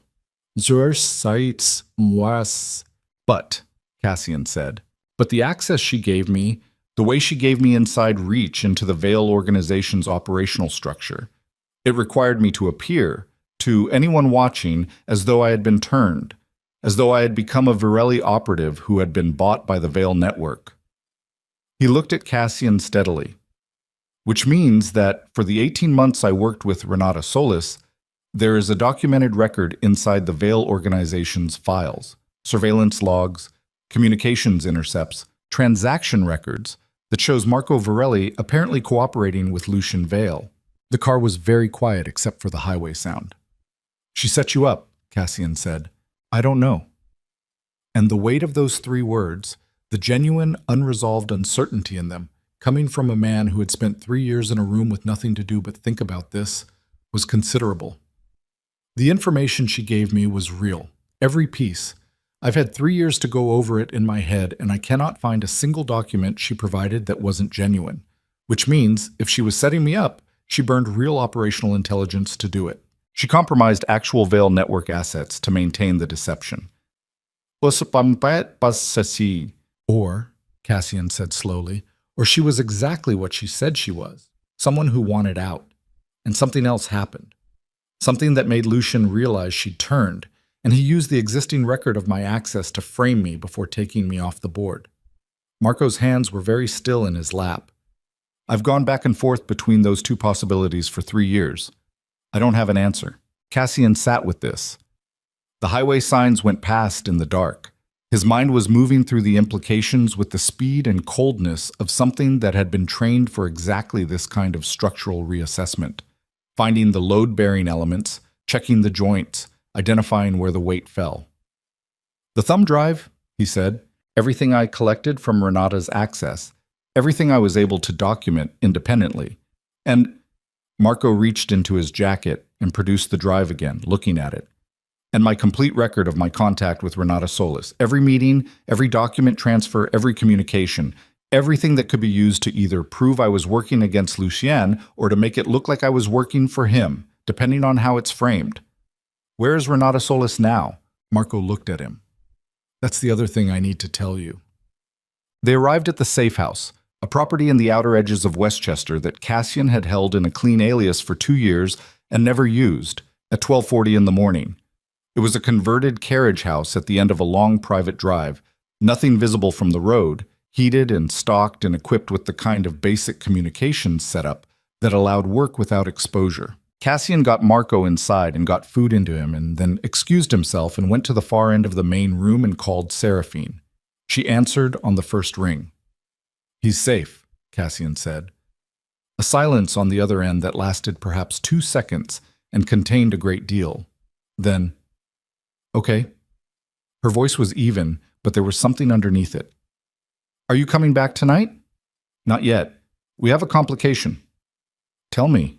He told her about Renata Solis in compressed factual terms, without editorializing, presenting the architecture of the problem, the documented record inside the Veil files that could be used to frame Marco, the ambiguity of Renata's actual allegiance, the question of where she was now.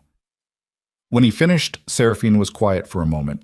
"Renata Solis," she said. "You know the name."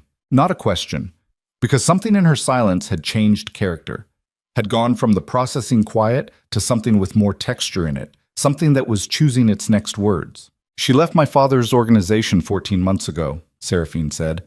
"I recorded it in the notebook. She was listed as the financial architecture director for the Veil Foundation, which was her legitimate cover. She resigned in..." A pause, and he could hear pages turning. "She resigned in August of last year, officially for personal reasons. Did your father tell you anything about it?" "No. He never told me anything about operational personnel, but I noticed because she was the only person in his senior structure who had ever left voluntarily. Everyone else was transferred, disappeared, or stayed until they were no longer useful." A beat.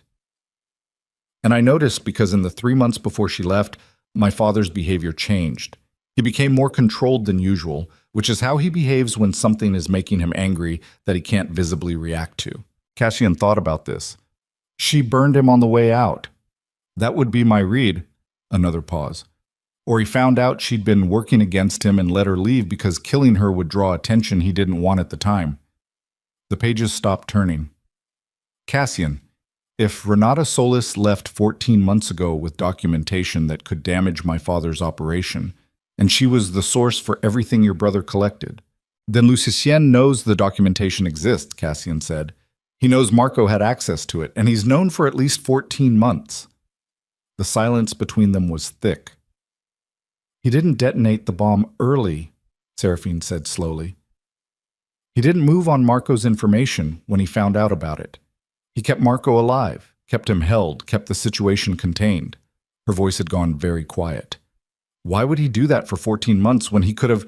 And Cassian understood it at the same moment she did, could hear it in the half-second of silence before she continued, could feel the structure of it assembling in his mind with the cold clarity of something that had always been there and had only now been seen from the right angle.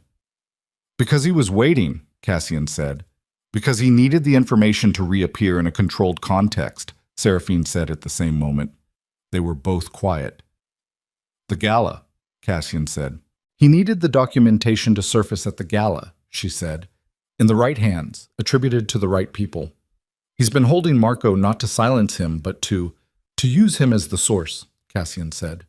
"If the documentation surfaces connected to Marco, connected to Virelli, and Lucien's already established the record showing Marco as a cooperative operative, then the federal case gets inverted," Seraphine said, and her voice had gone cold and flat and entirely clear.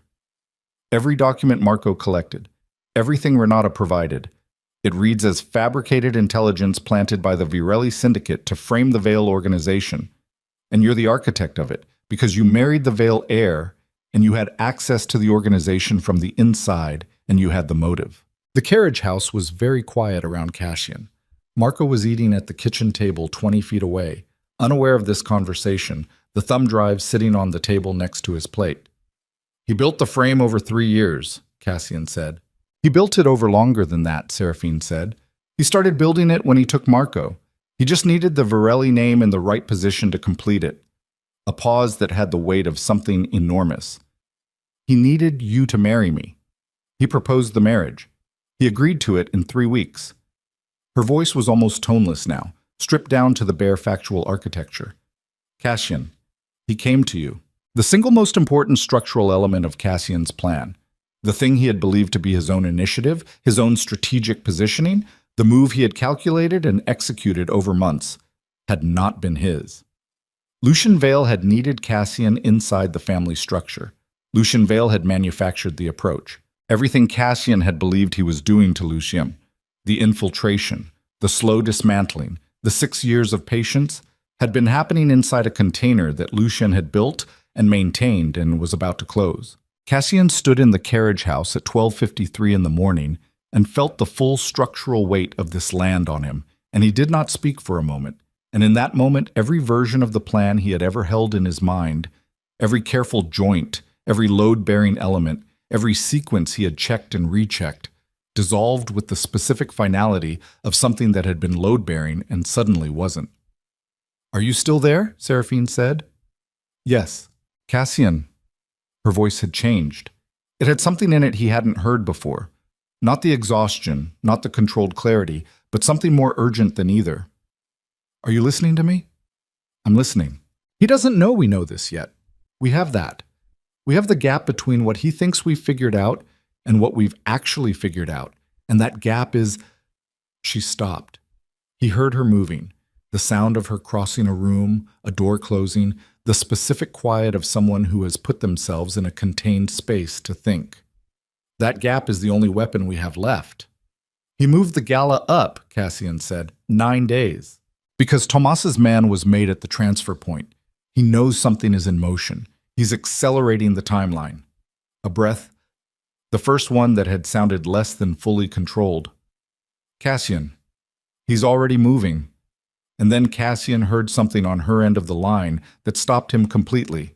A sound beneath the room quiet she'd created, low and brief and quickly suppressed, like a door that shouldn't have been open being carefully closed.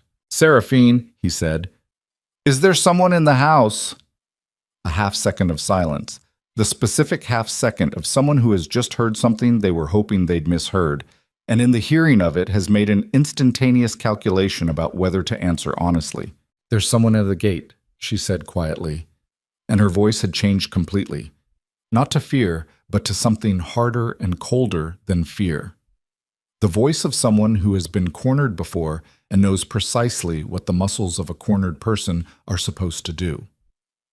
Cassian, there are 3 vehicles at the gate. They're veil vehicles.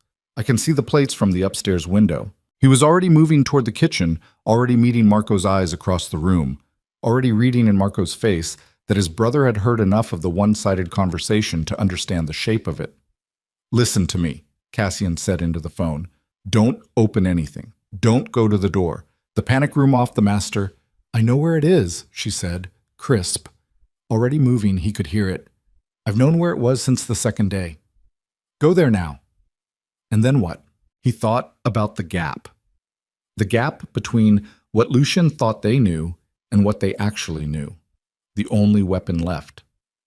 And then stay there, he said, until I tell you the next move, because there is a next move. I need you to believe that. A pause. The sound of her moving.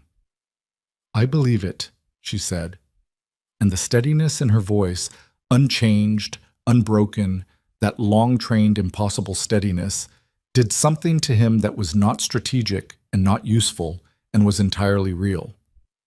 But Cassian, if he has people at the gate, he's not sending them to talk. He's sending them to finalize the call dropped. Cassian stood with the dead phone against his ear for exactly 1 second. 1 second of the specific stillness that precedes total system override, when the mind finishes its last rational calculation and hands the controls to something older and less negotiable. And then he was moving. We have to go back, he said to Marco. Marco was already standing. He'd heard enough. He had the thumb drive in his jacket pocket and his shoes on, and his eyes were doing the dark inward thing they did when he was running scenarios. And he looked at Cassian with the face of someone who understood the exact weight of what was happening and was not going to waste time on anything except what came next. How many at the gate? 3 vehicles. Veil muscle. Yes. Marco looked at Brandt, who was already on his phone in the corner of the room, and then at Tomas, who had come in from the outer room and was standing in the doorway with his coat on and his expression set in the particular configuration of a man who has done this work for 30 years and recognizes the specific shape of a situation that has no clean options. Tomas, Marco said. I heard, Tomas said. Can we get there before 90 minutes if we push it? They're already at the gate, which means they've been moving for at least 40 minutes, which means... Tomas did the math with his eyes. We're behind them. Cassian was already at the door. Then we move now. Brandt, I need 2 men staying with the house. Nobody comes in, nobody goes out until I say. Keep the communications up. He looked at Marco. You're coming with me. Obviously, Marco said. Don't.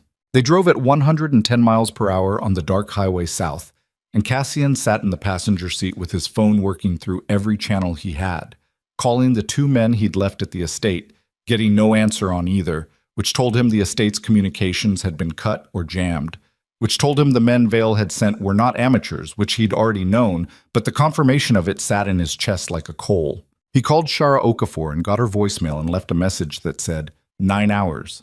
If you don't hear from me, open the package I sent you 3 days ago and act on everything in it immediately. He had sent her a sealed physical package 3 days ago against exactly this kind of contingency. It contained the financial architecture, the property chain documentation, the warehouse coordinates, and a signed affidavit from Tomas. Not everything, but enough to start the collapse without Cassian's direct hand on it. He had not, 3 days ago, imagined he would be using that contingency this fast. Marco sat in the back seat beside Brandt and was quiet for the first 20 minutes. Then he said, "The thumb drive changes everything." "I know. If Seraphine can get it to Okafor in the right framing, I know, Marco. The documented record inside the Vale files that makes me look cooperative. The drive has the counter documentation. Every contact with Renata Solis with timestamps and independent verification. If both are presented simultaneously, the framing collapses." He paused. "But the Vale lawyers will suppress the drive the minute they know it exists. The window for getting it into federal hands before Lucian's legal team can file for an injunction is hours," Cassian said. "I know. So what's the plan?" Cassian looked at the dark highway ahead of them, the white lines coming fast and vanishing under the car in a hypnotic pulse. His hands were loose in his lap. His breathing was deliberate and even. The plan had been destroyed and rebuilt twice in the last 6 hours, and was currently in a third iteration that he was still constructing in real time. "We get to Seraphine," he said. "We get her out of the panic room, we get her to the gala, and we end it there." Marco was quiet for a moment. "The gala is in 6 days. 5 now. And Lucien just sent men to our home, which means he's not waiting for the gala either." Cassian looked at his hands. "He moved his timeline when Tomas's man was made. We move ours now. We walk into the gala not as targets. We walk in as the people who've already won and just need the room to prove it. And if we're not the people who've already won," Cassian was quiet for a moment, "then we walk in anyway." Boo it. They came off the highway at 1:47, and Tomas killed the headlights 3 blocks from the estate, and they moved the rest of the way running dark, which was more conspicuous in a different way, but less likely to give the Vale operatives at the gate a clean advance read on their approach. Cassian counted the vehicles from half a block out. 3, as Seraphine had said, black SUVs parked in a configuration that blocked the gate but also covered the sightlines from the front of the property. Professional setup. Someone who knew what they were doing had positioned those vehicles. He counted heads. 6 visible, which meant more inside. "East wall," Tomas said quietly, beside him. The estate's east wall bordered a narrow service alley that the property's original architects had designed for delivery access and which appeared on no publicly available floor plan. Cassian had surveyed it personally when he took the property. Tomas knew it from the same survey. They went over the wall in under a minute, Cassian, Marco, Tomas, and 2 of Brandt's men, and came down on the garden side into the dark and the cold and the dead grass and the bare-limbed trees, and they moved in a low, fast line toward the east face of the house, and Cassian kept his eyes on every window and counted lights and movement and tried to read the operational structure from the outside, the way you read a building you need to enter and survive. 2 men visible through the east-facing ground floor windows, moving, not stationary. A search pattern, not a containment, which meant they hadn't found the panic room yet, or hadn't found what they were looking for, or were still working through the house systematically. The panic room was off the master suite on the 3rd floor. The staircase from the east entry had a blind approach from the interior that covered the first 2 flights. Cassian was through the east door. His key, his lock, his house, and on the first staircase landing before the nearest Vale operative turned from the window he'd been checking.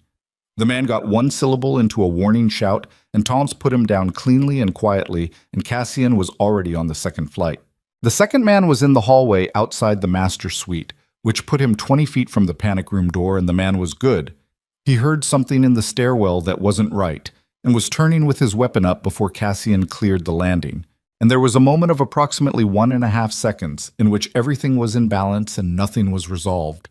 and the hallway lights were on full, and both of them were entirely visible to each other, and the distance between them was 20 feet of Persian carpet, and Cassian's weapon was coming up, and the Veil operative's weapon was already up, and the half-second difference between those two facts was the entire margin. Marco came off the staircase behind Cassian and hit the operative from the left side, and the gun discharged into the ceiling, a flat crack that was going to bring everyone in the building to this floor in approximately 30 seconds.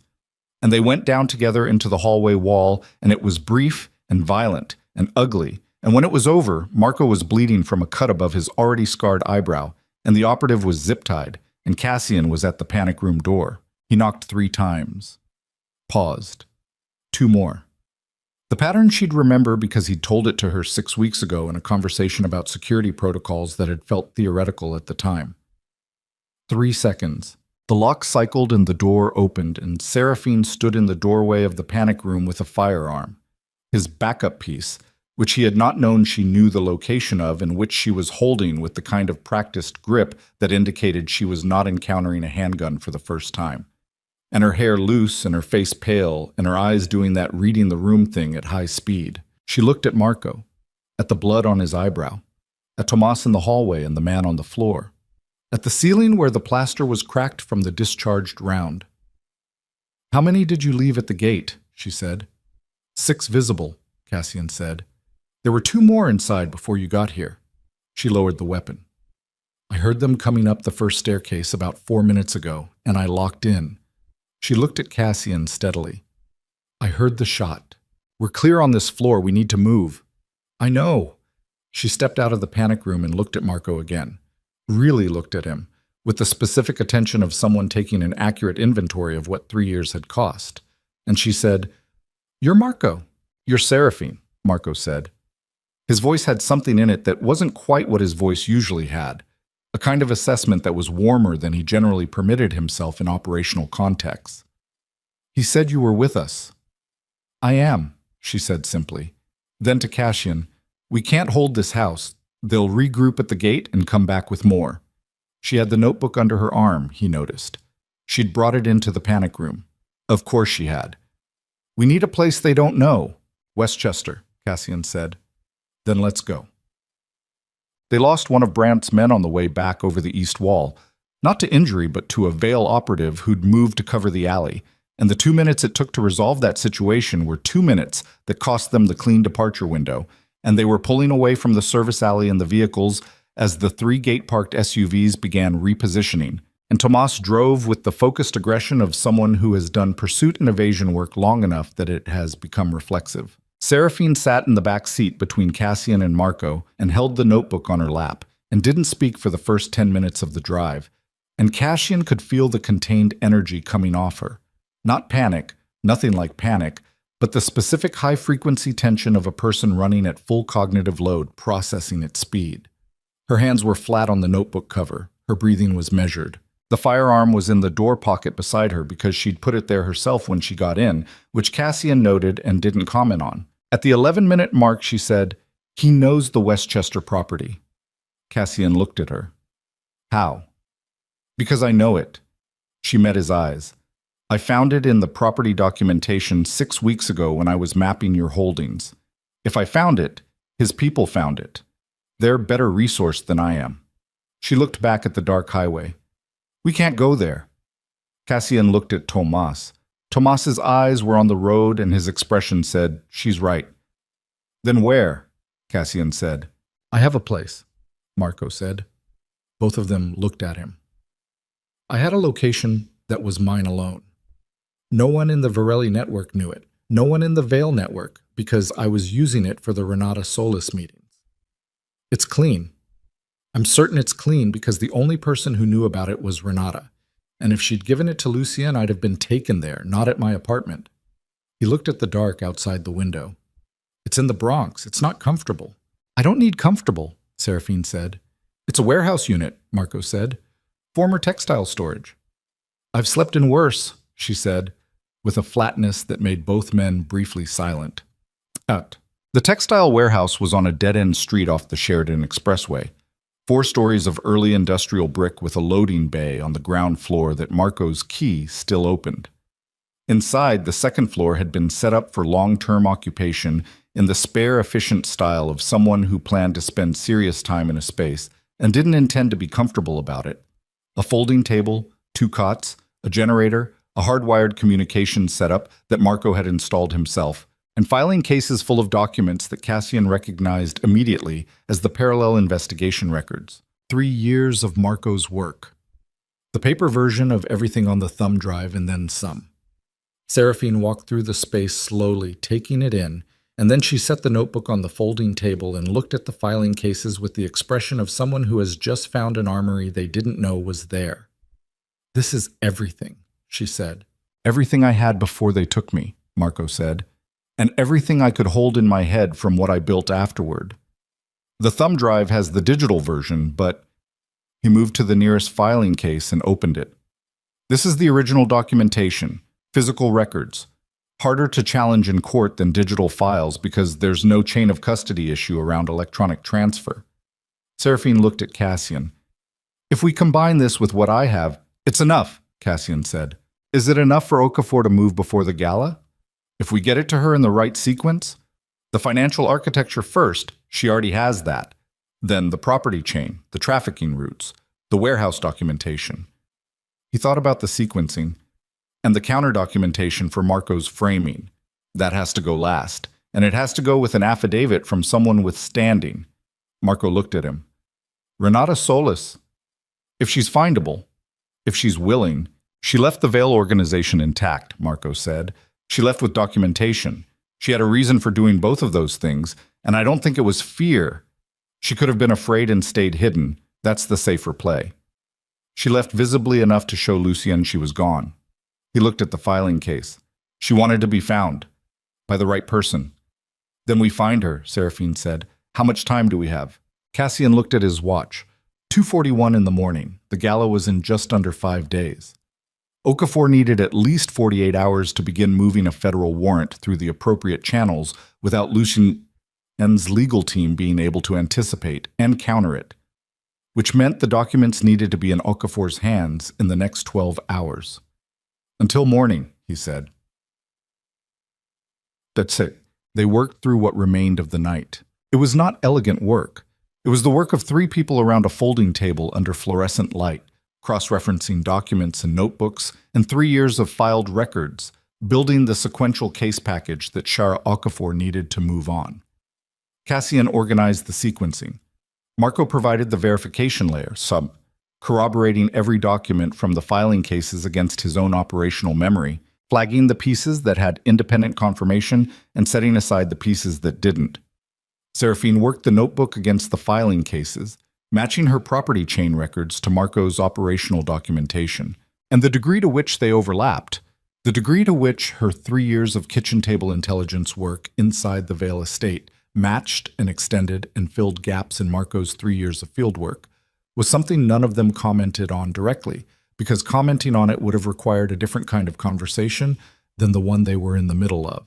At 4 in the morning, Tomas produced coffee from somewhere and set it on the table without being asked, and went back to his position near the loading bay door. At 5:15, Seraphine straightened from the table and pressed both fists against the small of her back and looked at the assembled package, document binder, thumb drive, Marco's affidavit, her own signed statement, and said, "There's still the Renata problem." "I'm working on it," Marco said. He was on his phone, moving through a contact chain that he'd been navigating for the past hour. "If she won't surface, the package holds without her," Cassian said. "It's stronger with her because she can directly corroborate the framing attempt and provide inside testimony on the financial architecture's construction. But the package holds." "My father's lawyers will attack the framing documentation first," Seraphine said. "It's the piece that protects Marco. If they can establish that Marco had cooperative access to the Veil organization, everything else becomes circumstantial to a motive argument." She looked at Cassian. "They'll say you orchestrated this entire thing, that you used Marco to plant false evidence, married into the family to gain access, and when the plan started to collapse, you ran to the federal investigators to cut a deal." "I know. And without Renata's testimony, there's no one who can directly refute that narrative except Marco, who has obvious interest in his own exoneration, and me, who has obvious bias as your wife." She was very direct and very even, standing with her fists against her back and the fluorescent light making her face look exactly what it was, exhausted, resolved, entirely clear-eyed about the situation. "They'll destroy us on the stand." Cassian looked at her for a moment. "Do you trust me?" She looked back at him. "That's a complicated question." "I know. Answer it anyway." A moment. Her hands came down from her back and she crossed her arms in a way that was less defensive than structural, like someone organizing themselves. "Yes," she said. "Against my better judgment and full awareness of the circumstances under which this started, yes. Then trust me on Renata." He looked at Marco, who was still on the phone with his back partially turned. "Marco?" Marco held up one finger, then into the phone.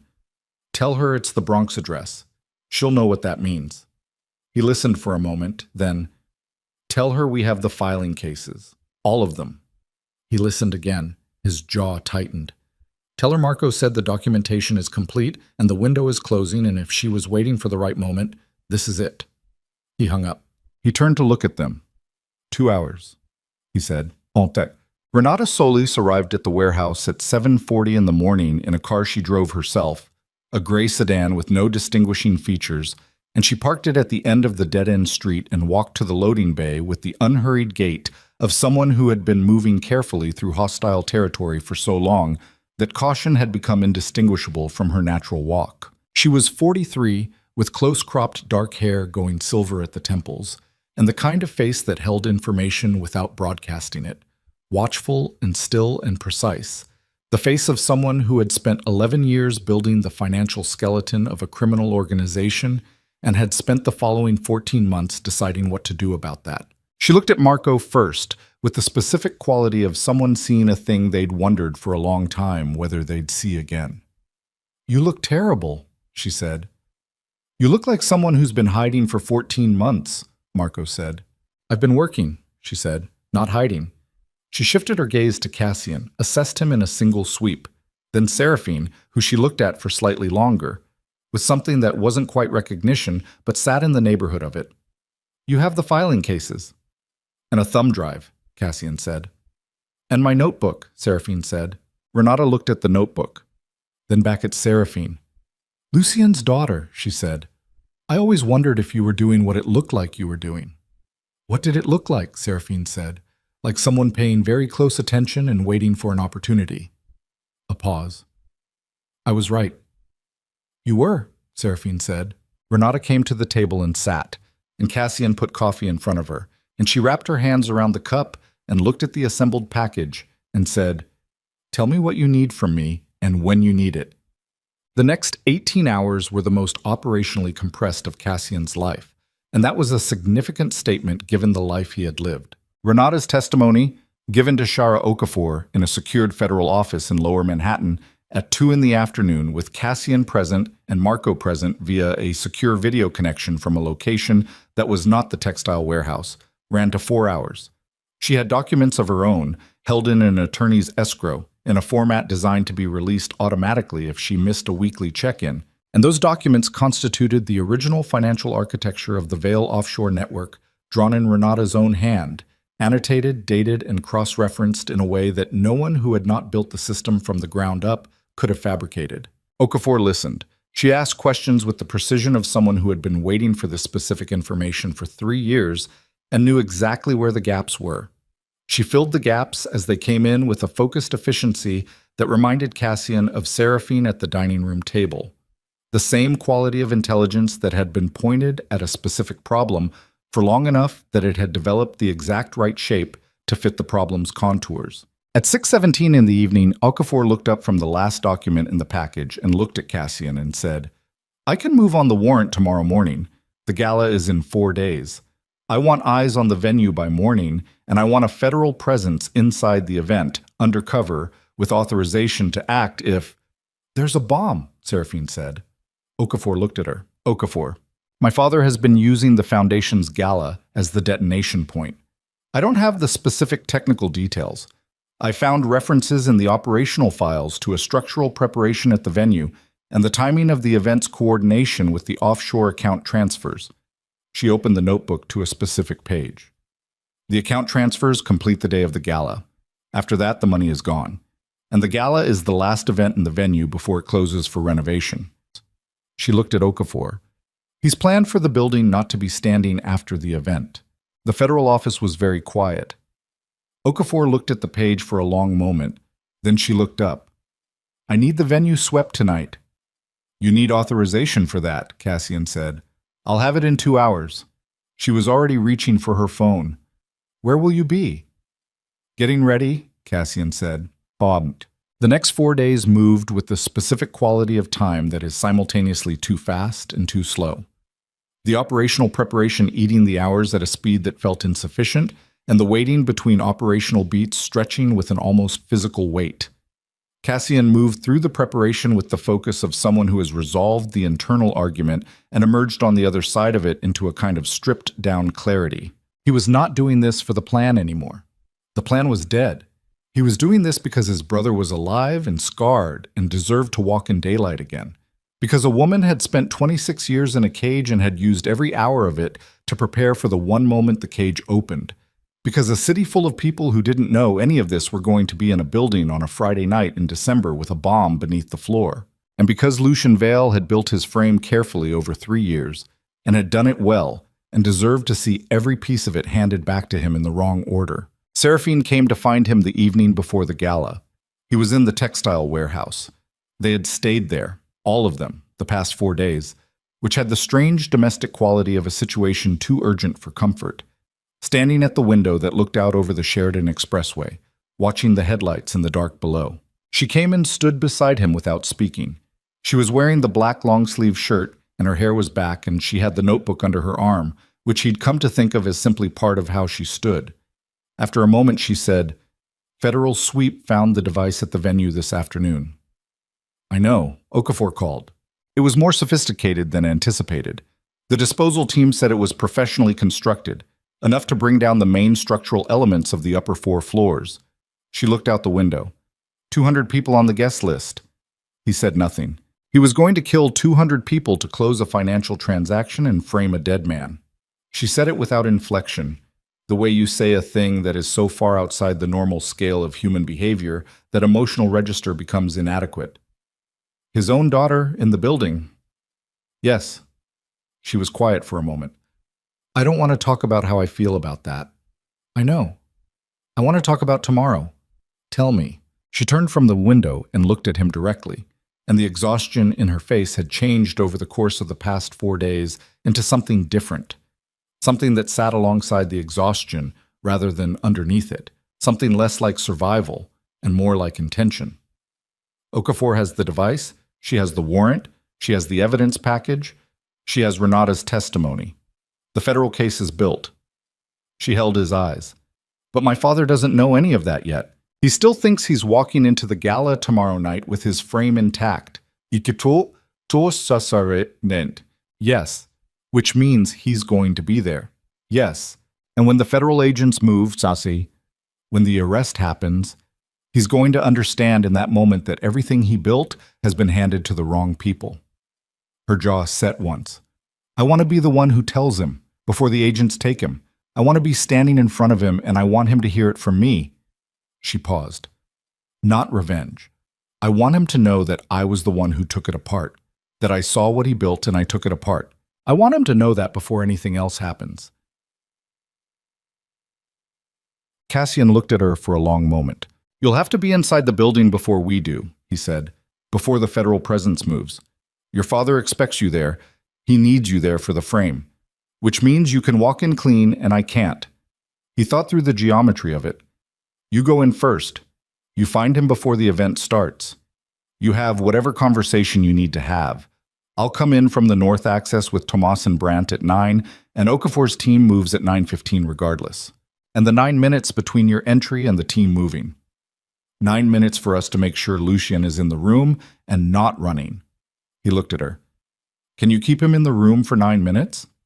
She almost smiled. That same specific, not quite smile he'd seen once before, the one that sat on the edge of irony. I've kept him thinking he controlled me for 26 years, she said. 9 minutes is nothing. He looked at her face, the marks that lived beneath her sleeves, the exhaustion that was changing into something else, the eyes that had been direct and reading and never pretending for as long as he'd known them, and the thing in his chest that had been doing something loud and insistent since the garden bench on that November afternoon did it again, louder this time, and the gala was tomorrow. Seraphine was putting on the black velvet gown at 7 in the morning and pressing her palms flat against the fabric and looking at herself in the mirror of the textile warehouse's inadequate bathroom. And Cassian was standing in the doorway watching her, and she turned and looked at him and said, "Don't say anything reassuring." "I wasn't going to." "Good." She looked back at the mirror, reached for the long silk gloves that covered her arms to the elbow, pulled them on with practiced efficiency, the way she'd been doing it for years, and then she stopped with one glove half on and looked at her bare forearm in the mirror, the silver topography of it in the fluorescent light. And she left it there for a moment, just looked at it. Then she finished pulling the glove on and turned back to Cassian. "Let's go end this," she said. The venue was a tower in Midtown Manhattan, 40 stories of glass and steel that the Vail Foundation had been renting for its annual gala for 7 consecutive years. And at 8:45 that Friday night in December, it blazed with light from the 40th floor down against a sky that was dropping the first snow of the season in fine, dry flakes that caught the light of every window and turned the whole building into something that looked, from the street, like the tower blazed against the December sky like something that had decided to burn on its own terms. Seraphine stood on the sidewalk across the street for exactly 30 seconds before going in.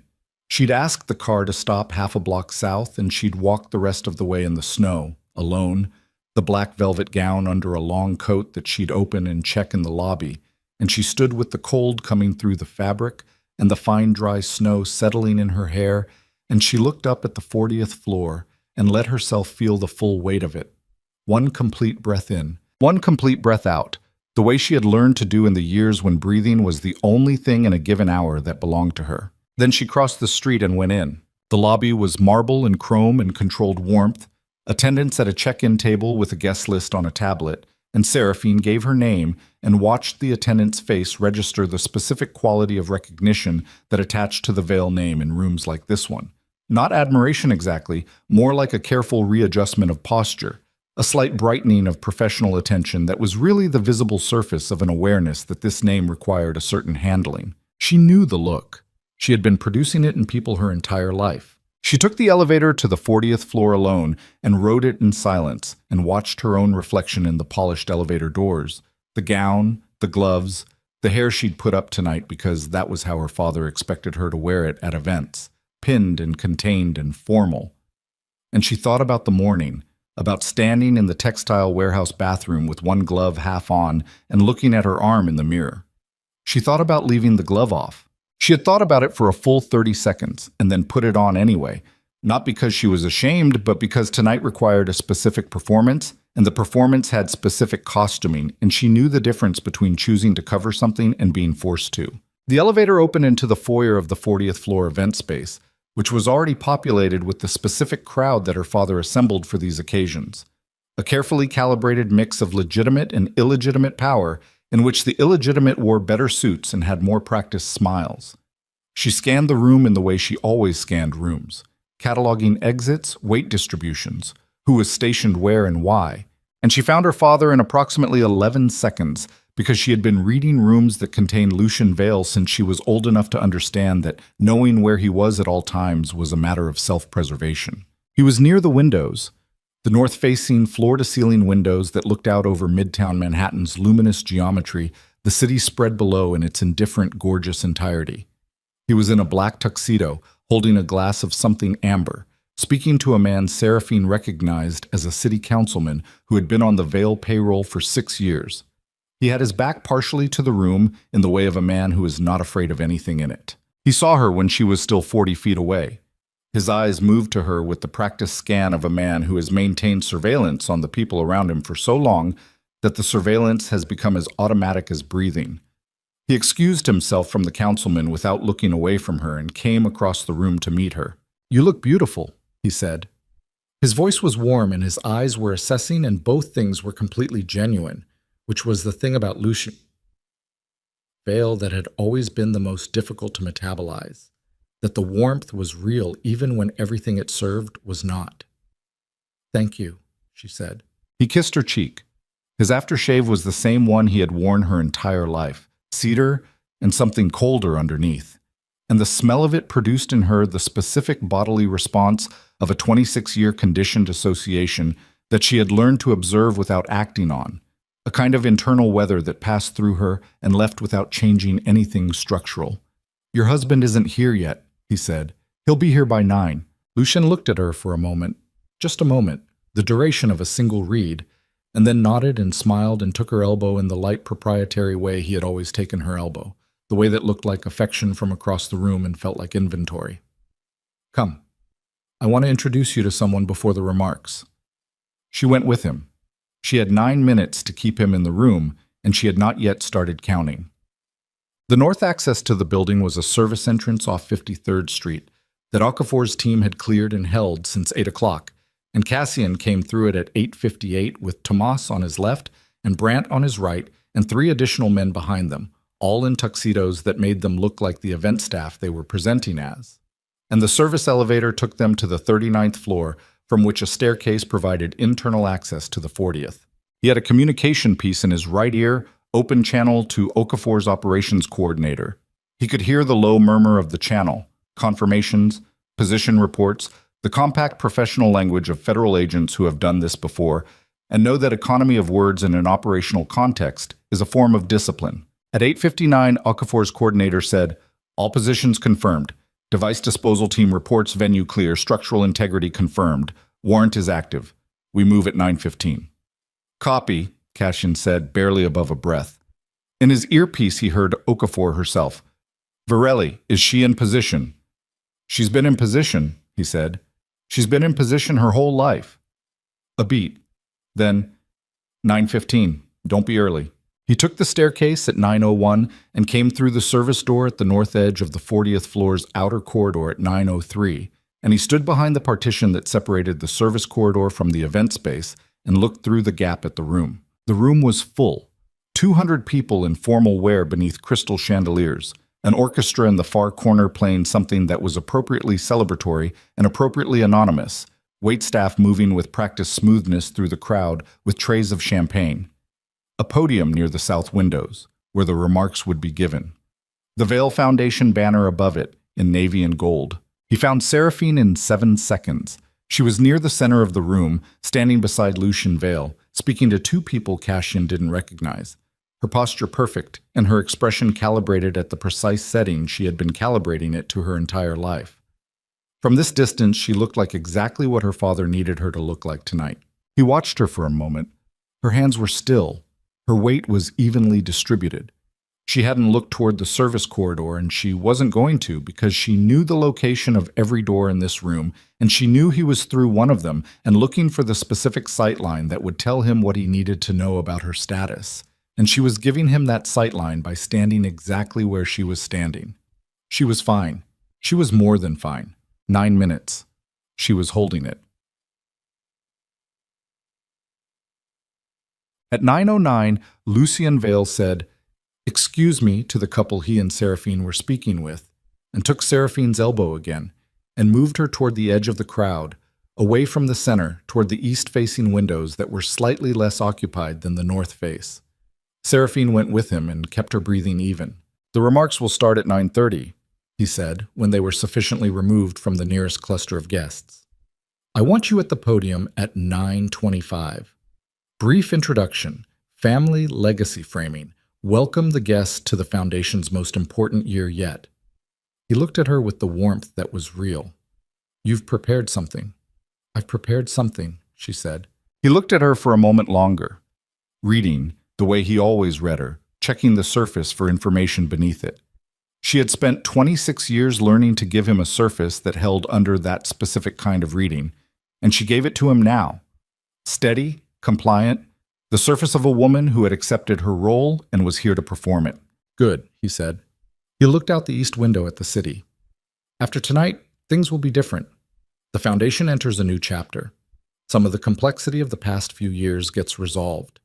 He said this the way he said everything, smoothly, with the cadence of a man who has always been the most powerful person in every room he's entered. I want you to know that you've been essential to making that possible. Seraphine looked at his profile against the city lights. I know, she said. He looked at her, smiled. She smiled back. 6 minutes. The thing about Lucy Yan Vale that Seraphine had understood for a long time but had never had the standing ground to act on was this. He was not a man who made mistakes in the ordinary sense. He did not forget things, overlook things, or misjudge people out of carelessness. When he was wrong, and he was rarely wrong, it was because he had modeled a situation accurately and then failed to account for the possibility that the situation itself would change in a way outside his model. He was a superb reader of static conditions. He was not built for the dynamic. He had modeled Seraphine as a static condition for 26 years. He had never updated the model. She watched him scan the room at 9/11, and she watched his eyes pass over the service corridor partition on the north wall without stopping, and she understood that his failure to stop on it was not because he had missed the slight difference in the positioning of the partition. He had not missed it. She could tell from the micro-adjustment of his focus. But because his model told him that whatever was behind it was not a threat he needed to weigh against the operational calculus of this particular evening. He had not updated the model. She looked at the east window and the city beyond it, and thought, not much longer. At 9:13, Lucian's phone buzzed in his jacket pocket. He removed it, glanced at the screen, and something changed in his face. It was minimal. A tightening around the eyes, a very slight shift in the set of his jaw, the specific micro-expression of a man receiving information that requires immediate recalibration. He looked at the screen for 2 seconds. Then he looked up and across the room at the service corridor partition with the kind of focus he had not given it before. He looked at Seraphine. She held his eyes. And she understood in that moment that someone had told him. Not Okafor. Okafor was operational and sealed. Not Tomas, not Brandt.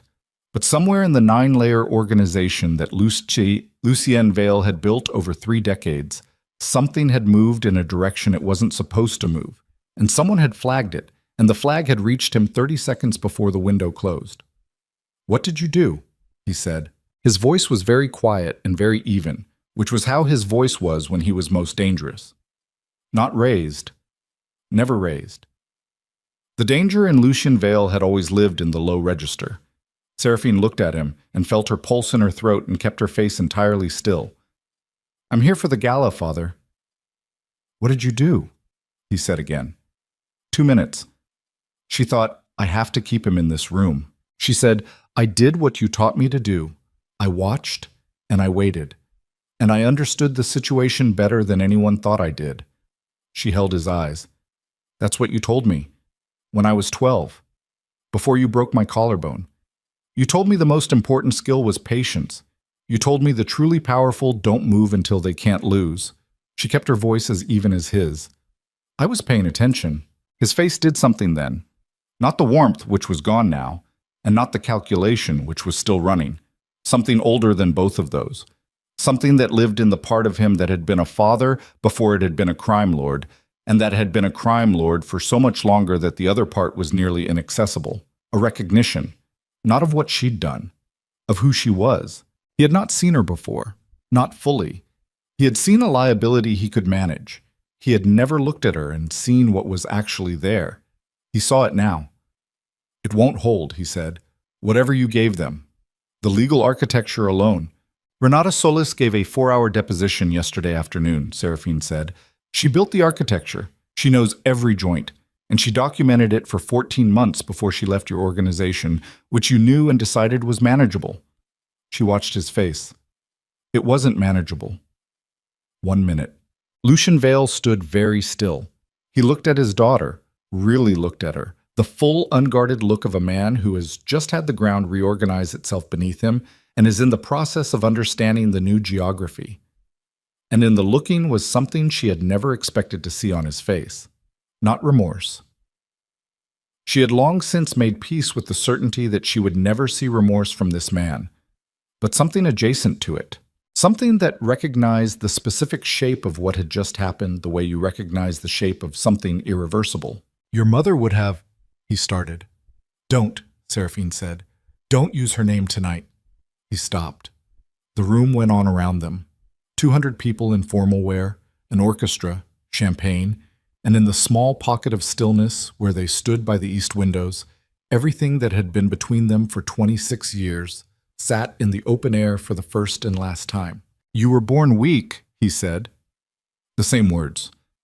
The ones from the warehouse, the ones she had been waiting to face since she was 8 years old in a hallway, learning what loss meant. No, she said, I was born yours, and I survived it anyway. The doors opened. Amdechuan.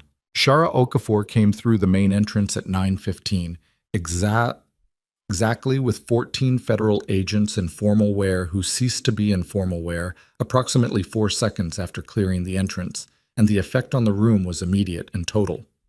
The specific quality of stillness that descends on a space when authority enters it, with enough mass and clarity of purpose that the people in the space understand in the same moment that the event they came for is not the event that's happening. Cassian came through the service corridor partition at 9:15 and 2 seconds, and he moved directly through the crowd towards Seraphine and Lucien with Tomas on his left, and the crowd parted for him the way crowds part for people moving with that particular directed energy.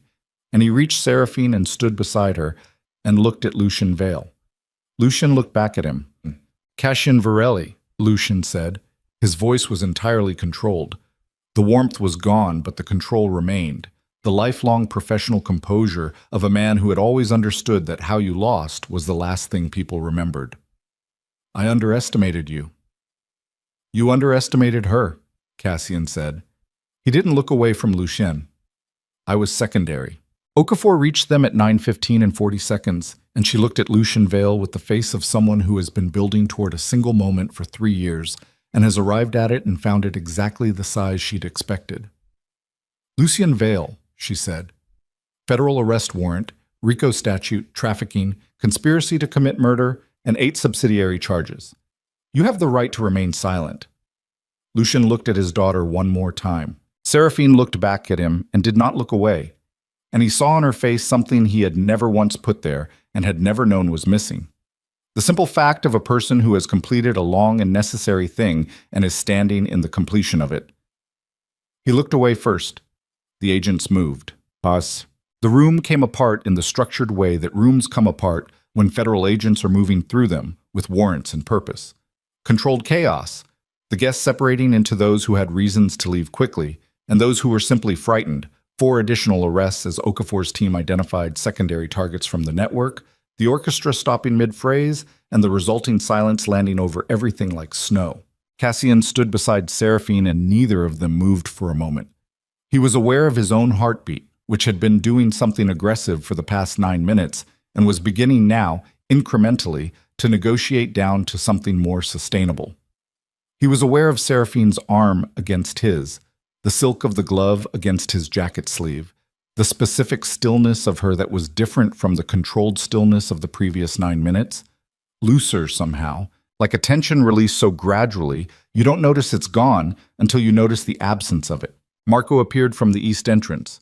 He had come in separately, through Okafor's official team, which meant he had entered the building tonight through a legitimate federal access point for the first time in 3 years.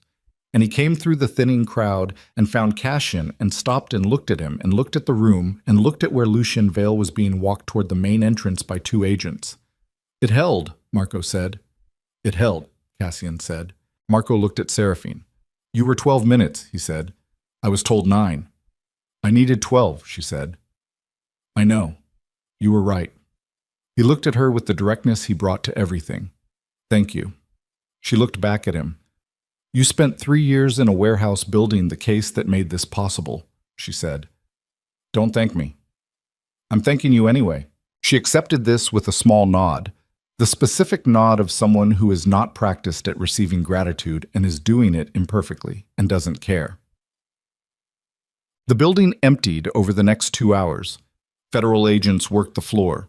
Tomas coordinated with Okafor's team on secondary arrests across the city, 7 simultaneous actions targeting Vale network nodes.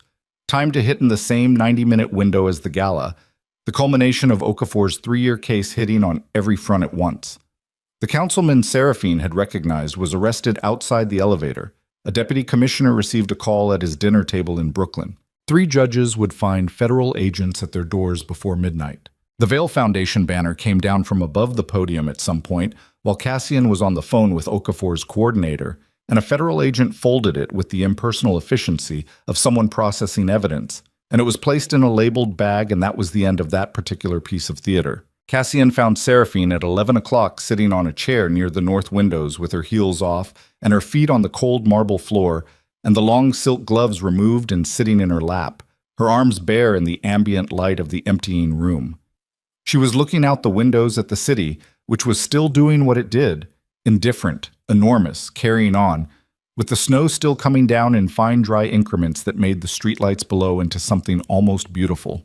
He sat in the chair beside her. She didn't look at him. She kept looking at the city. "They found documentation in my father's personal files," she said. "Okafor told me 20 minutes ago. A file on my mother, the real record." She paused. "It was what I thought it was." He didn't say anything. There was nothing to say that would be adequate, and he was not going to offer something inadequate. "I've known since I was 8, she said. "But knowing and having the documentation are different things. The documentation means it's real in a way that can be stated plainly to other people and have them understand it." She looked at the city.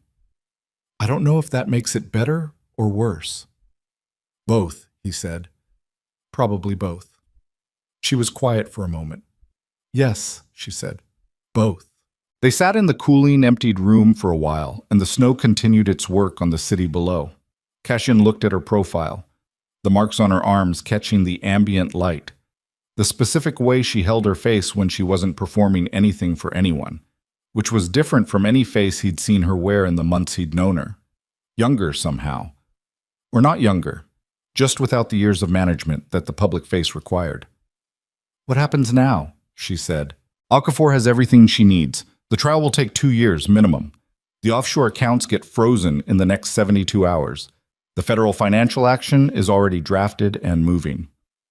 "I know the legal structure," she said. "I meant for us." He looked at the city. He thought about the plan, the 6-year plan, the tool and the key and the lock and the controlled demolition. He thought about the 47 pages that hadn't told him anything that mattered. He thought about the garden bench and the November air and the gate that had always been there. "I don't have a plan for this part," he said. She looked at him for the first time since he'd sat down. Her eyes were tired and clear and direct, as they always were, and they did the reading thing, as they always did, the quick, accurate scan for information beneath the surface. "I know," she said.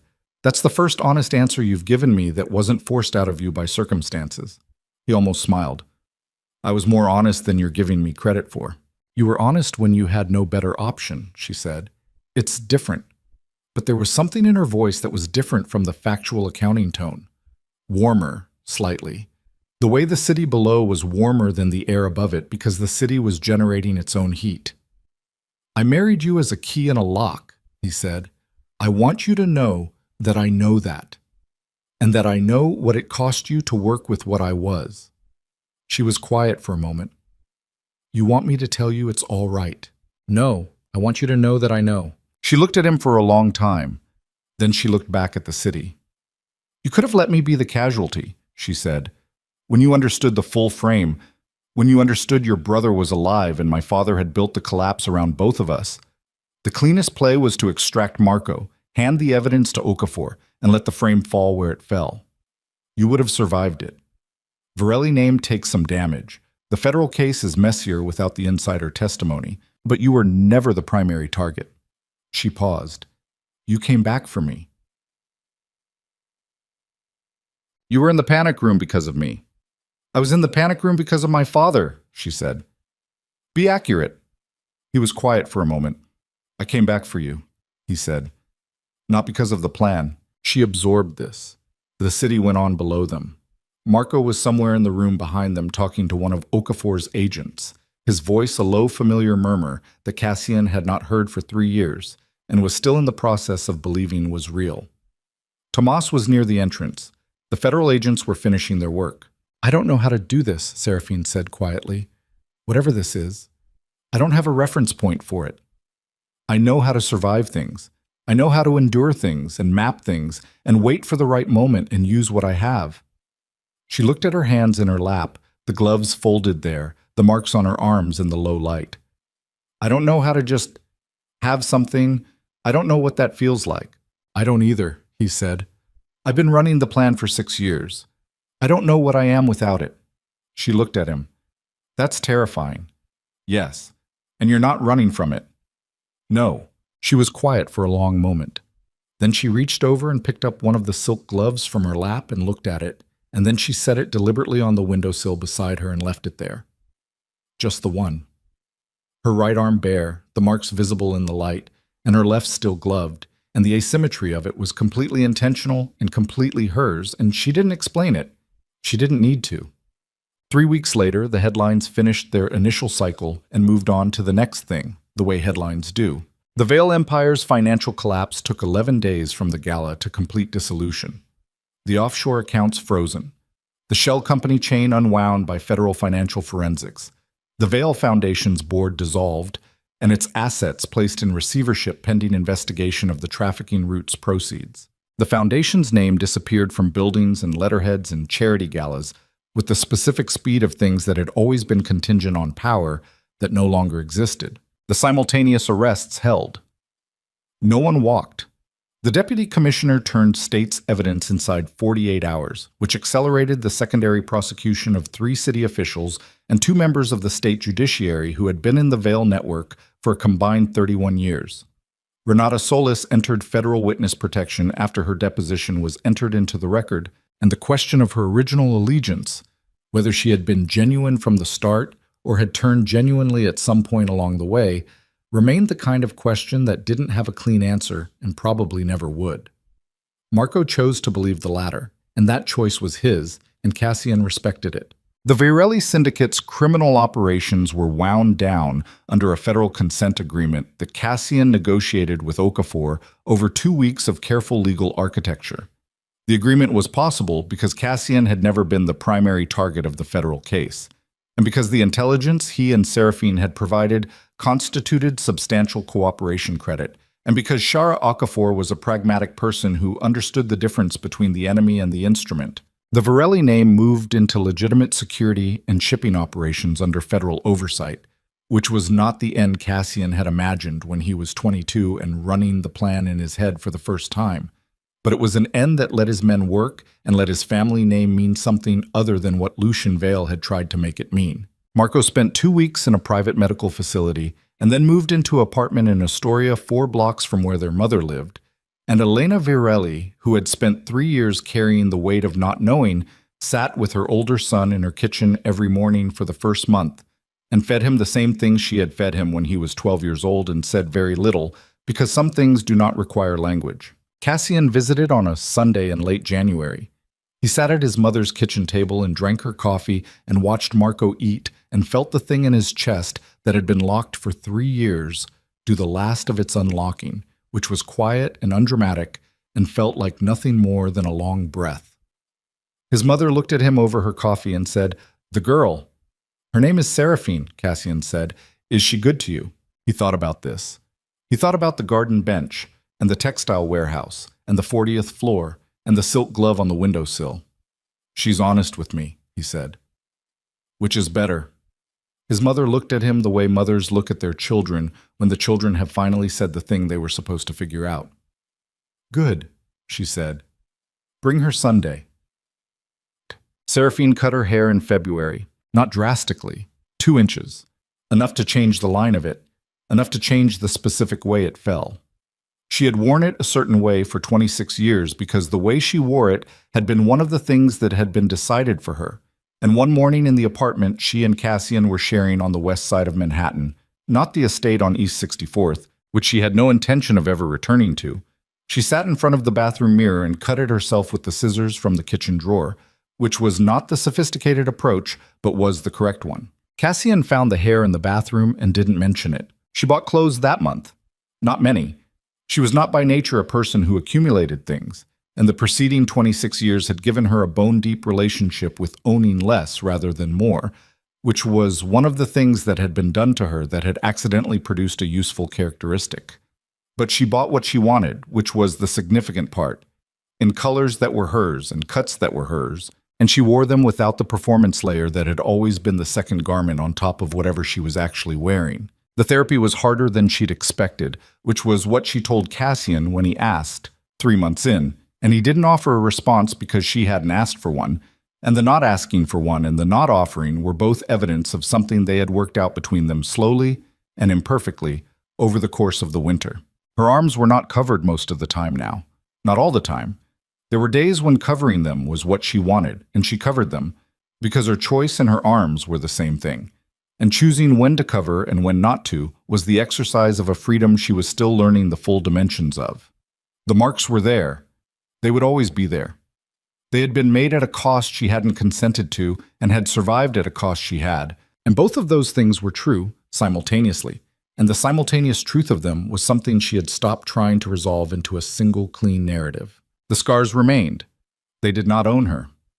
On a Thursday evening in early March, Cassian came home to find Seraphine at the kitchen table with the notebook open in front of her. Not the operational notebook that had been entered into federal evidence and was now part of a case file that would be cited in the trial. A new one. Same size, similar worn spine, as if her hand had naturally sought the same dimensions. She was writing in it, and when he set his jacket on the chair, she looked up at him with the direct eyes and the reading the room look that he had stopped finding unsettling somewhere in the preceding months and had started finding simply her. "What are you writing?" he said. She looked at the notebook. "Things I want," she said. "I've been writing down what I survived for years.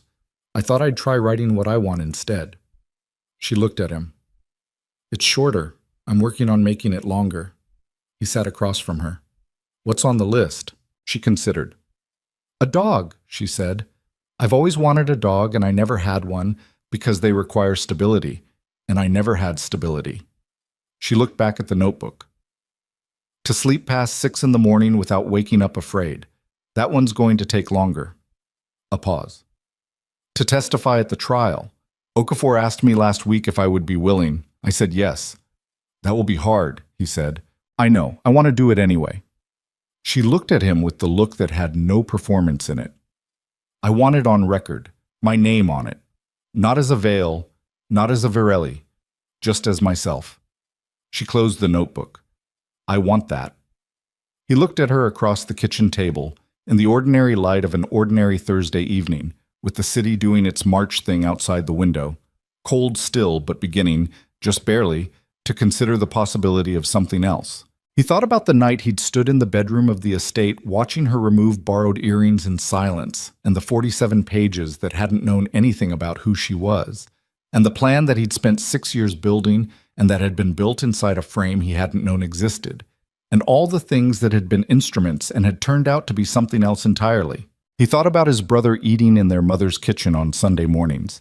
He thought about Renata Solis and her 14 months of waiting and whatever it was she'd been waiting for.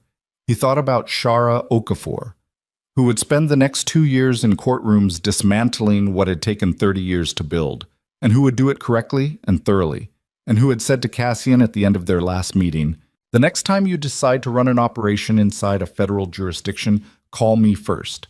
And he had said, "There won't be a next time." And she had looked at him with the look of a woman who believed him. He thought about what it meant to stop running something. He thought about the notebook, the new one, with the things she wanted instead of the things she'd survived. "I want to be on that list," he said. Not sure, until it was out, that he was going to say it. Not sorry, once it was. Seraphine looked at him across the table, the reading the room look, the 30-second processing interval. Then she opened the notebook to the page she'd been writing, and without taking her eyes off him, she wrote something. She turned it to face him. His name, just his name. Already there, written before he'd asked. He looked at it for a moment. "I've been working on the list for a while," she said. He looked up at her, and she was almost smiling. The real one. The one that was still new enough to be slightly startling, that sat on her face like something learning the space. And outside the window, the city was doing what the city did. All 10 million people carrying their own accumulations of survival and wanting. And below them, the lights went on as they always did, block by block, in the long, patient work of pushing back the dark. He reached across the table and took her hand. Not the grip of the garden bench, not the operational contact of people coordinating under pressure, but the plain ordinary weight of two hands in the same place, belonging to two people who had come through the fire by very different routes and arrived, improbably, at the same kitchen table on a Thursday evening in early March. "No more cages," he said. She turned her hand and held his back. "No more cages," she said, "and no more plans we don't make together." The city lights moved against the dark horizon, and the snow was gone, and the window held both their reflections faintly in the glass. Not the performance versions, not the instruments, not the weapons or the keys or the tools, just themselves, which was the most dangerous and most necessary thing either of them had ever agreed to be. Outside, March was making its slow argument for something warmer. They let it.